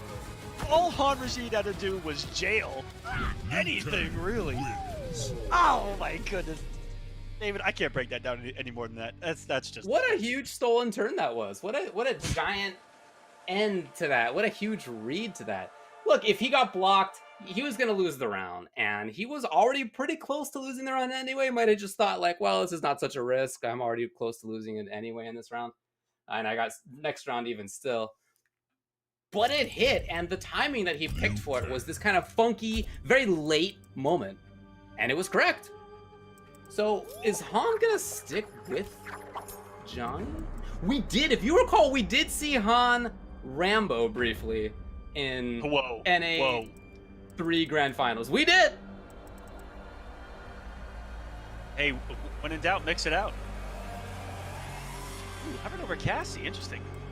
I wouldn't be surprised if Han plays like 3/4 of the cast. Yeah, he played Rambo twice and won one game with him. Then went back to Fujin. That was Grand Finals versus Tigers last time. Johnny Cage. But he is really dancing around this character select screen, and I gotta tell you, that doesn't inspire confidence for me. That he's is almost visible. You can almost see him through the screen here, sitting in his boxers in front of his screen, trying to decide what to do. Hey, like, not yet sure about what to do. Shaolin Trap Dungeon. He did. And if you're in that kind of mindset, here's the thing. Yeah. I was gonna say, here's the thing: is that he had it. He had it, right? All he had to do was jail something, and he got a turn stolen, and he lost. Like it wasn't that huge of a detrimental loss for me to say immediately come off that character, because well, okay, but think about this. He was only in that situation because he did like an 8,000 damage combo. If not for that, okay, that's true. He would have been way down in life. It was sick for the final round. I mean, Anyway, he seems to be doing all right now as he's coming in with the blitz.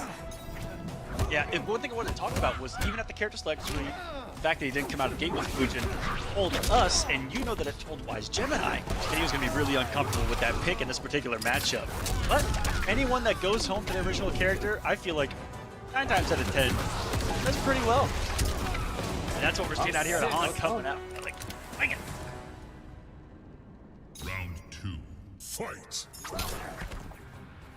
Secret Suite. Oh, so far? Oh, he returns the favor.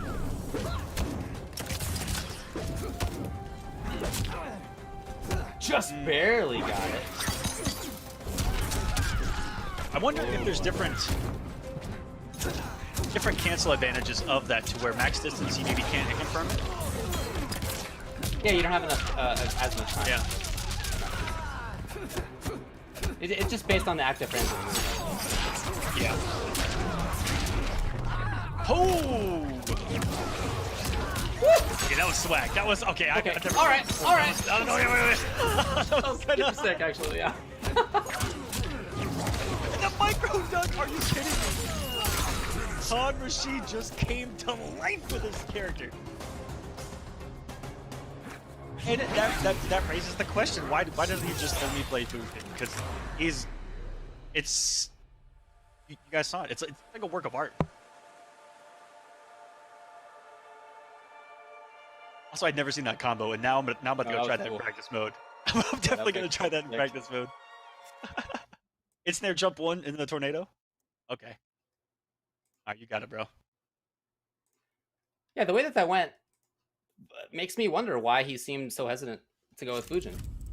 I mean, maybe you saw part of it, the flying kick punish on Needle, for example. No, you can't do that, yeah. But, like, the way that it went overall was clearly a significant win by Fujin. I don't know, we'll see. Maybe Wise Gemini will show us why it was that Hanashi didn't go to Fujin in the first place here. Yeah. I'm definitely looking for something that, like, matchup-wise.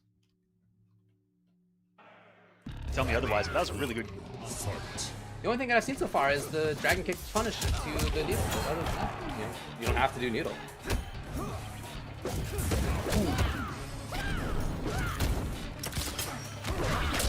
Well, projectile definitely going to be a hindrance. You know, just the projectiles of Blue can cover, if he's right, the advancements of sure. You know, low projectiles take away the forward 3 way in. Straight projectile and mid snare projectile can cover the skies that also lead to combos. Oh, and on top of that, just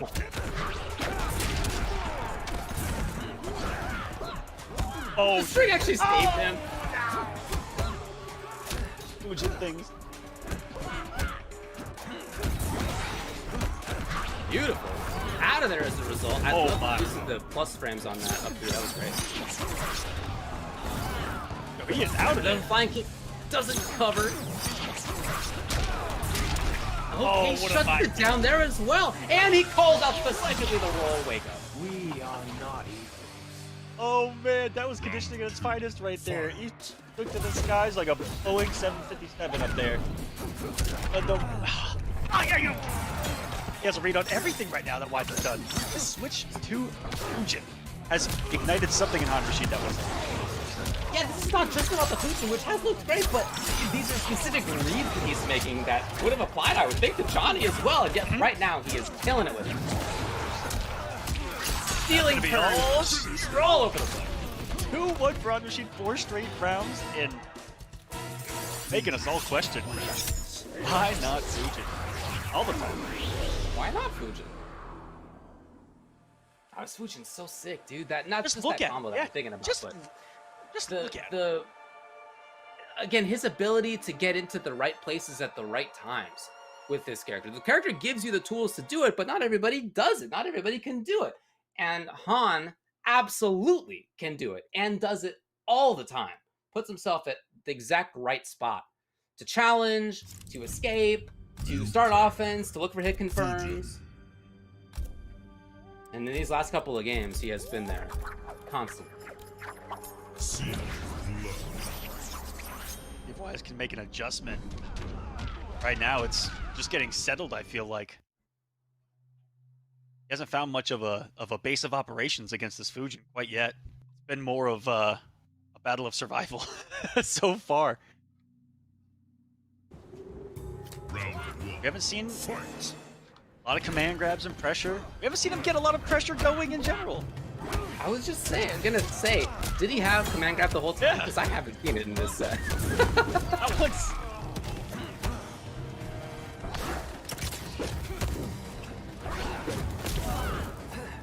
Oh, Too far. I love the idea though. Yeah.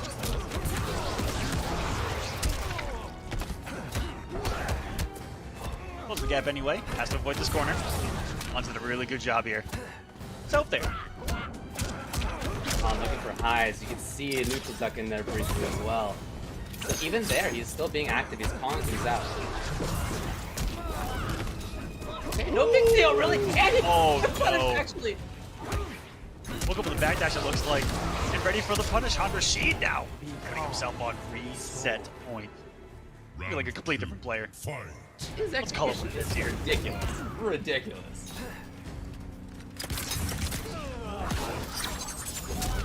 Ooh. Slightly with that one. Oh no.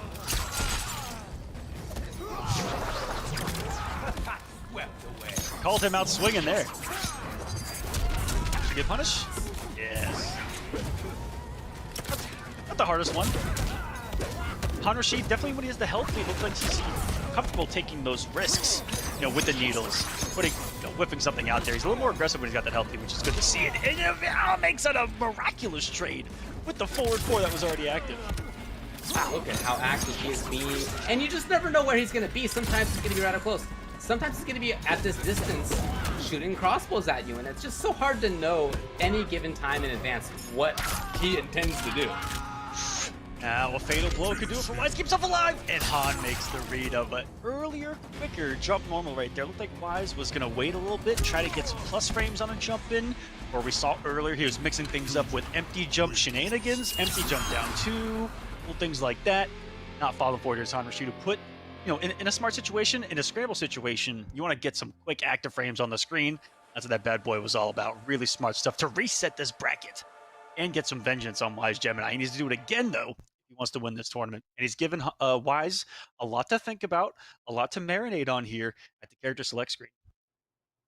Because it's a new set, technically both players have the ability to pick different characters, but there's no way we're going to see Han not pick Fujin, right? After the past few games, the way he just did.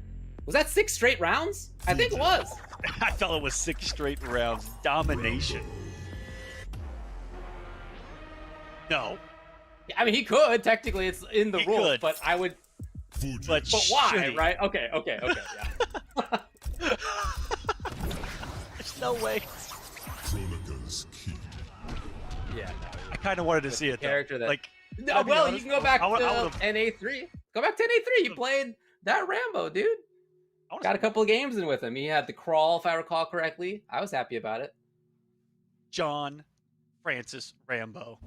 I don't even think that's right. I have no idea what his name is. But we're not going to see that here. Nope, we're going to see the Grand Finals reset now. It's the final set of the tournament at NA West number 4. And it's starting off strong now for Wise Gemini, who honestly occasionally seems a little bit hesitant to me, even as he's pressuring here. And even as he's getting some damage, he is not being as active, not as oppressive as we have seen from him before. Ooh, nice read there, right? Wise. Han has made such good decisions. Every time his back has been to the corner, I've kind of noticed. Every time he's in the corner, I don't think he's gotten hit cleanly. Oh, his defense has been excellent. Oh, whatever. How did you get that input in? Right?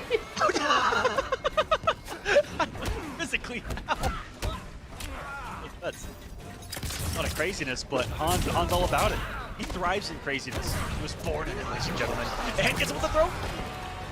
Enough for the kill. 7th straight round, by the way, David. Wow, you're right.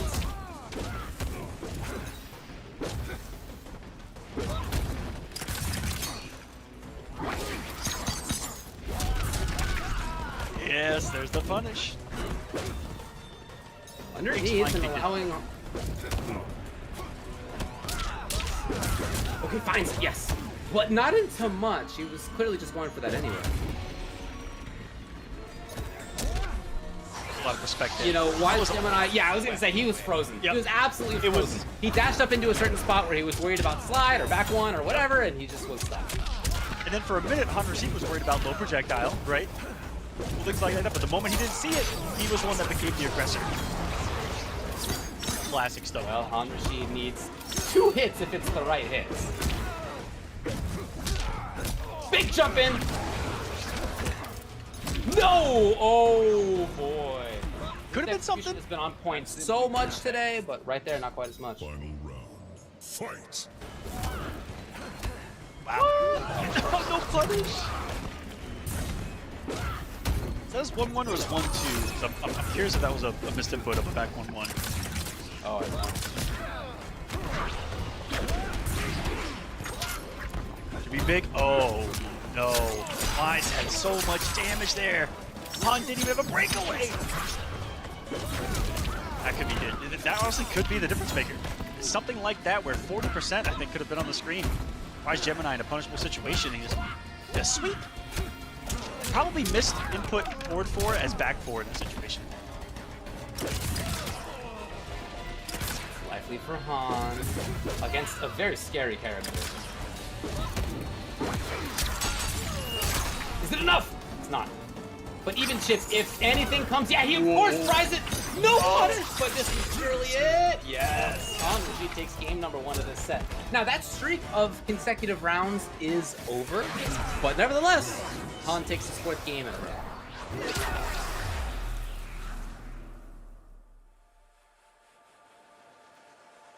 Now he is winning this tournament officially. And I really wish we got to see that previous engagement that they had. Like, I almost need to know how Wise beat him last time. Like, I don't know what the missing ingredient is.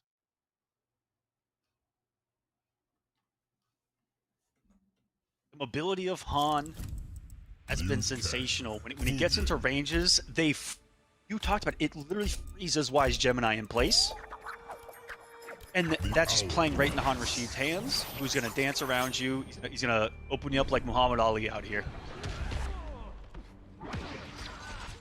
And Wise Gemini is so strong, right? We have seen him against other players absolutely dominate tonight. He blew up too easy. Too easy is very strong.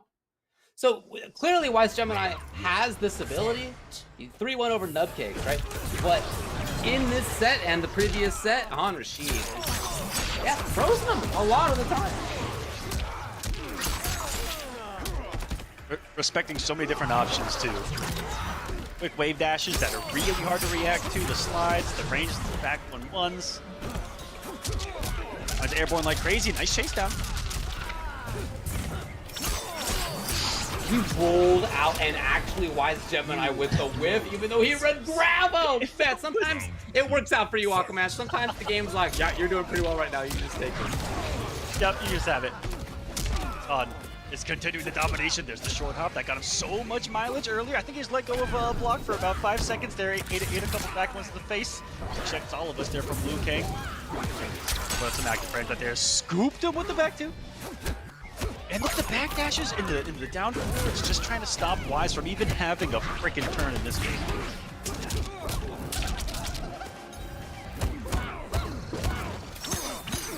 Oh! Okay, that's cute. I like that a lot from Wise Gemini right here. Yeah, worst case scenario, closing that gap, and another short hop kick. Might as well call it unblockable tonight. Bro, gonna be enough, and Han Rashid has now, what, 5 straight games. 5 straight games. And it's giving himself a tournament. Lost one round. Man. He is currently 4th in points before this night even started. I think he's guaranteed in 2nd place on a victory. He is going to take over 1st place in points for West. I'm very 5% well sure. deserved.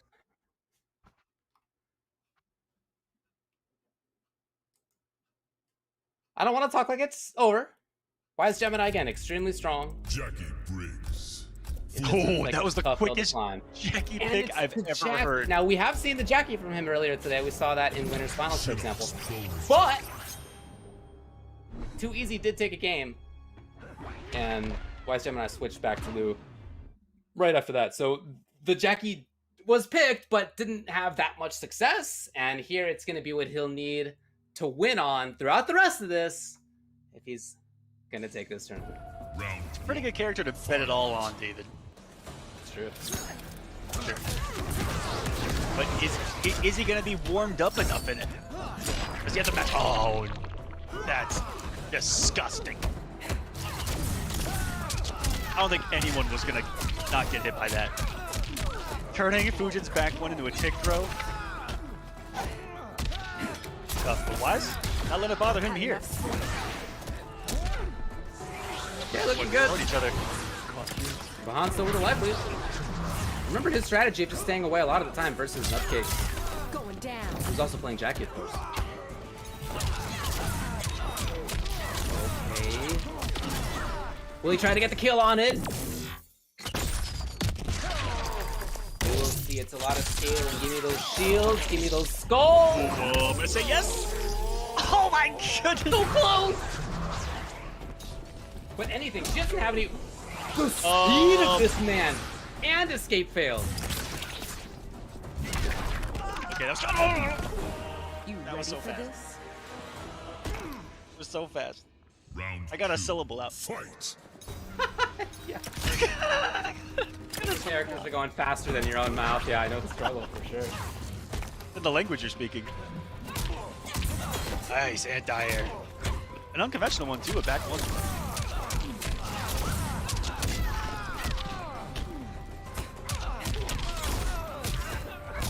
All right, Wise Gemini. Again, we knew that you couldn't count him out, and he's looking great right now. He's got that corner. He's got that big damage. Is this KB? Close? Nope, I guess not, but not gonna matter. Almost a flawless. Holy crap, what a brick wall that Han Rashid just ran into as far as momentum. And I think all of us. Yes. Really. Us sitting here, you guys watching at home. Whoa. What a stop to that momentum. Yeah, very, very dominant game. Very, very dominant game. Yeah, that's some big damage off of those clinch pickups too. Not the most conventional Jackie that you see. This is kind of a mixture. of old school and new school. I heard you guys talking about it earlier. You know, not seeing clinch super, you know, used since 2019. Yeah, back in good old first round KO days, but it certainly first still round has KO days. For sure. Taking the best of both worlds, having the mobility and the massive cash out of the clinch. Round 1, fight. Look, it's still 2-1 for Han Rashid. He's still only a game away, but this game has started just like the last one did, with Wise Gemini getting in there very quickly and getting the back throw portion of the clinch KB loaded up already.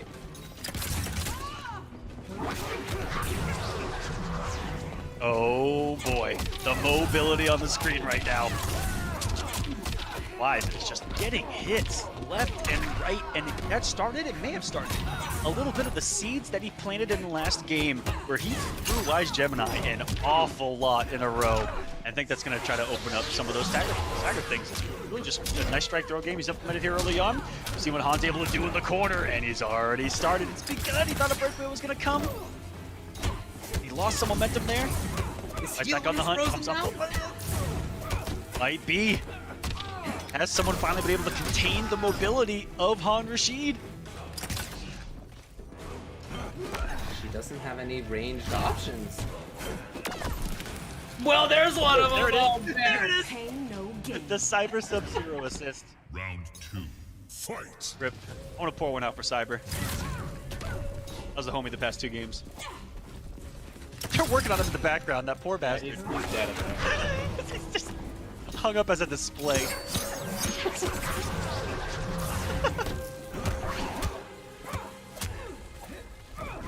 Oh, not quite there though. It's a good call by Wise Gemini, just not quite there on the range, and he gets the punish.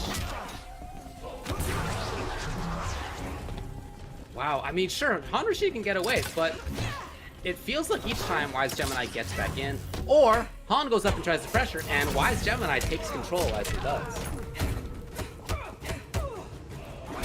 Han's spent this is the most time that Han has spent in the corner too. He's away, but again, to what end? Yeah, there's not much escaping Jackie in that regard. You saw how quick she was able to close the gap and reestablish a game. Got an execution error there, down to an arrow. Not the wisest tactic as a fighter. The jump timing was so great, and now Han Rashid with no defensive bar. Oh, still pressuring here.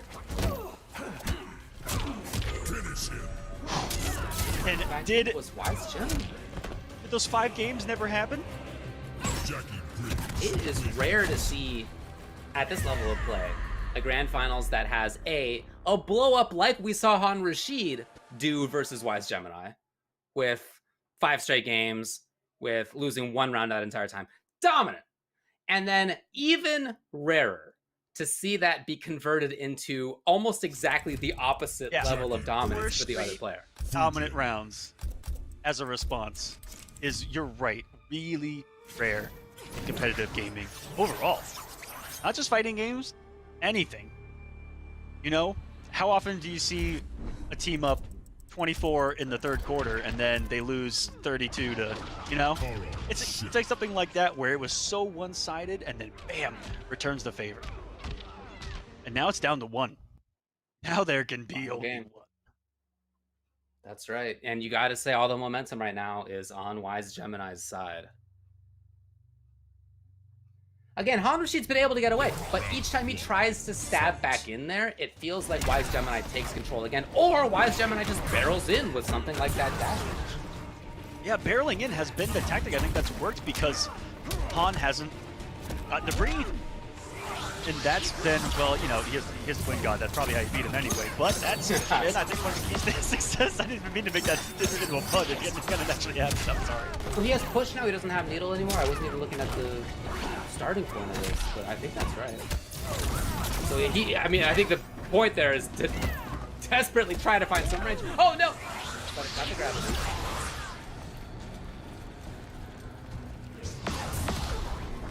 There it is, checking from far. Spending a bar on that each time. Ooh, barely missed spaces the dash punch too. Sends. I don't even know if that was intentional. Still gonna work out for Han Rashid, who's working on a match point here. Yeah, he's got some big girl damage loaded. He didn't believe. Jumping away. And Han Rashid, you know he wants to get away. I don't think he's gonna do it. No, it's Wise Gemini getting back in. Who went for the reset? Wise Gemini putting himself on tournament point. And how Han let that go beyond me. Wise Gemini. This could be the tournament of life. This would be, I think, the biggest win of Wise's young career. You know, I talked about a lot on the East Coast side of things, these young and up-and-coming players. Wise among the best here on the West side. Han Rashid, huge veteran, by the way. I think he goes back to MK9. Wise trying to make a big name for himself with a potential victory here.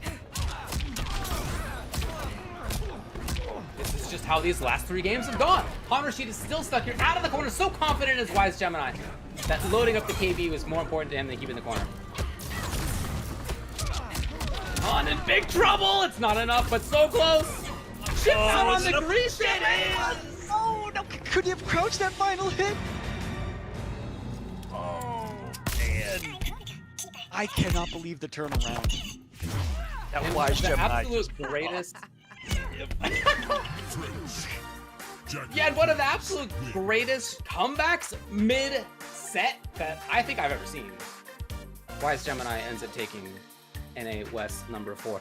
So fascinating back and forth overall if you think about it between these two players, because in their original winners side set, Wise Gemini sent Han to losers. So he came into this grand finals like the winner, I guess, right? He was leading, you might say.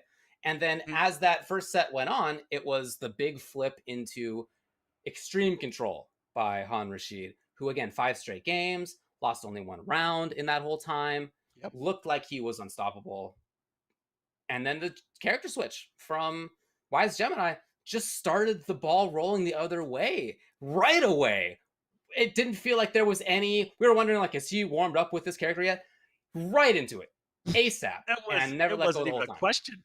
Yeah, right out of the gate, felt like he was right at home. That little bit of warm up on the grand finals, or sorry, winner's side, probably helped out a little bit too. But sensational. There are not many people in this community and in fighting game history that can say that they lost 5 straight games and won the set. Yeah, right. Raise your hand if you can say that. Not me. Ooh, not me. You can say that? Oh, this guy. All right. You set that up perfectly for yourself. I did it. High five I did yourself. High five yourself. High five. Nice. High five. Nice work. I'm ready. Well, if you'd like to have that experience of building your own win 5 games and then, or lose 5 games and then also win a set, then you should be entering tournaments that the PlayStation 4 has available to you. Of course, the PlayStation 4 is the console that we're doing all the stuff on. You can check out the PS4 Tournament Open Series yourself. There are PS4 tournaments every week, competitions of all skill levels. You can compete against friends. You can compete against rivals. You can head over to the PlayStation 4 Competition Center at compete.playstation.com. Sign in with your PSN ID and easily find a list of available PS4 tournaments to sign up for. And many people have been doing it. We have had hundreds of players at these Mortal Kombat Pro Competition events, but there's a lot more stuff going on as well. Thanks for presenting this event, PS4. It was a good one, man. What a top 8 we had on both sides tonight, but especially the way that last one ended. West Coast, you guys showed up tonight, so shout outs to you guys. We had a lot of newcomers on both sides, though. On East Coast, I talked about 6 of the 8 were kind of newer faces to the community. Here on the West Coast side of things, we got Wise Gemini, really young player. We got Patient Impulse. We got Pop Tart, who's kind of brand new as well. We had Doom with the DQ. We'll probably see him on the East Coast side of things on the other side, but still had a really good tournament. Obviously made it this far. Another guy that kind of came in much later in the community. And so these young guys are getting better and better and better. And that's what I see a lot more here in the pro competition. And how great have these top 8s been in variety of players and characters. Like it's been hard for these guys to make top 8s consistently. And those brackets are getting really big, you know? Yeah. 600, 700, 1,000 plus in those brackets. Pretty nice. Absolutely. And I like what you're talking about with the up and coming players. I think that is a really important storyline. But for this week, and for several times actually on both sides, we have also had players who have been around forever in the NRS scene. Yes. You had Wound Cowboy in top 8, for example, right? Player who was a top player 10 years ago. That I think is super cool. It kind of shows this meeting of the various, age brackets of the NRS FGC that I'm super happy about. What are you reaching for back there? It's a cat. Great. Oh, get the cat. I want the cat. Bring your cat. You want the cat? Come here, Con. Come say goodnight. But I really do think that that's cool, and it's a great sign that the game is being appreciated by players of all ages and entrance points into the scene. Oh, I'm about to go do the same thing with my own 2 kitty cats. But again, congrats to everybody involved in the top 8 here on both sides. We had a couple of great events. We have 4 more in the regular season portion of this. Yes, we do. After which we will have the finals, of course. And in NA, that's going to be the top 16 who get in there. So many of these players are, you might say Han is pretty well guaranteed at this point, but seeding is going to be important. Seeding is still going to be important regardless. Comfortable is maybe a better way to put it. I think we like to call it sitting pretty sometimes. Sitting pretty. He's sitting pretty right now, right there at the top. Sitting pretty, but naturally he'll want to win anyway. That's how it is. And Wise and everybody else at this level. Wise is going to jump up to somewhere. He might be around 8th, maybe just outside of the top 8. Just in a performance like that alone, he came in with 40 points with a victory that's 350. So boom, that's a huge jump right there. Halfway through the season, he just has to fight for that one of those finalist spots. It's top 16 here on the North American side of things for the finale, and it's going to be a prize pool of $10,000. That's what's on the line here for the entire season, guys. You got it, man. Always a blast to do the commentary with you and with Arma. Had a lot of fun. Yeah, absolutely. This was incredible, guys. Hope you guys enjoyed it. This was East and West here in the pro competition. Plenty of weeks left to go sign up at compete.playstation.com. That's going to be it for me. Oh, David, take us home. I'm ready for bed. Not me. It's not even 9 o'clock for me. Oh, I forgot. But I did have a blast out here on NA West and NA East. Thanks a lot, everybody. We will see you next time.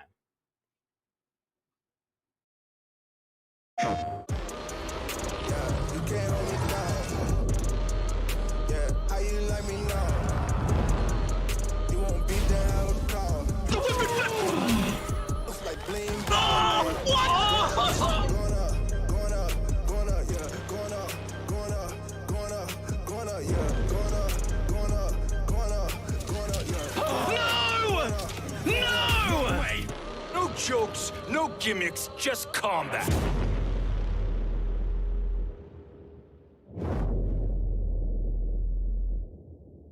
PlayStation. Looking for attention, I don't need the extra tension, cause I'm in the 4th dimension. Trapeze high in suspension. Now don't bother with the haters, cause they all be imitators. Real life manipulators. Get it back up and see you later. I like me for me. I'ma be what I'ma be. I like me for me. I am who I wanna be. Na na na na na na na na na na. Gotta prove it to myself and nobody else. Gotta prove it to myself and nobody else. I like me for me. I'ma be what I'ma be. Prove it to myself and nobody else. Gotta prove it to myself and nobody else. Gotta prove it to myself and nobody else. Gotta prove it to myself. I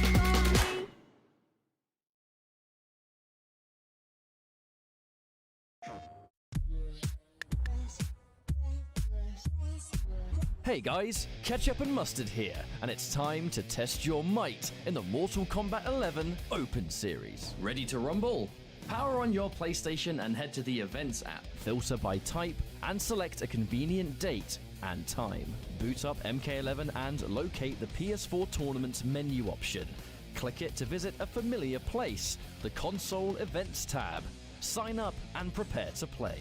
Once registered, you can view your tournament details and check-in time. A notification will remind you to tighten your black belt and get over here for your match. Continue combat in the open qualifiers to close in on the competition. Thank you for watching, and we'll see you in the tournaments.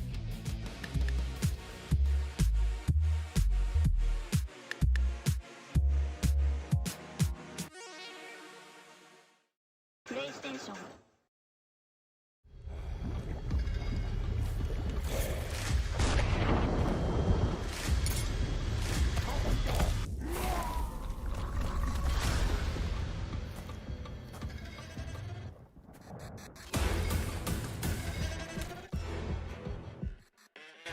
Who are you? I'm your worst nightmare.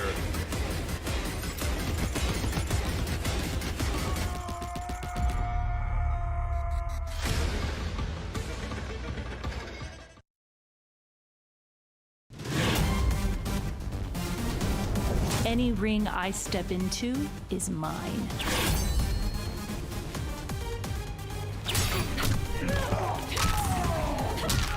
End of the line. Then this fight is now personal.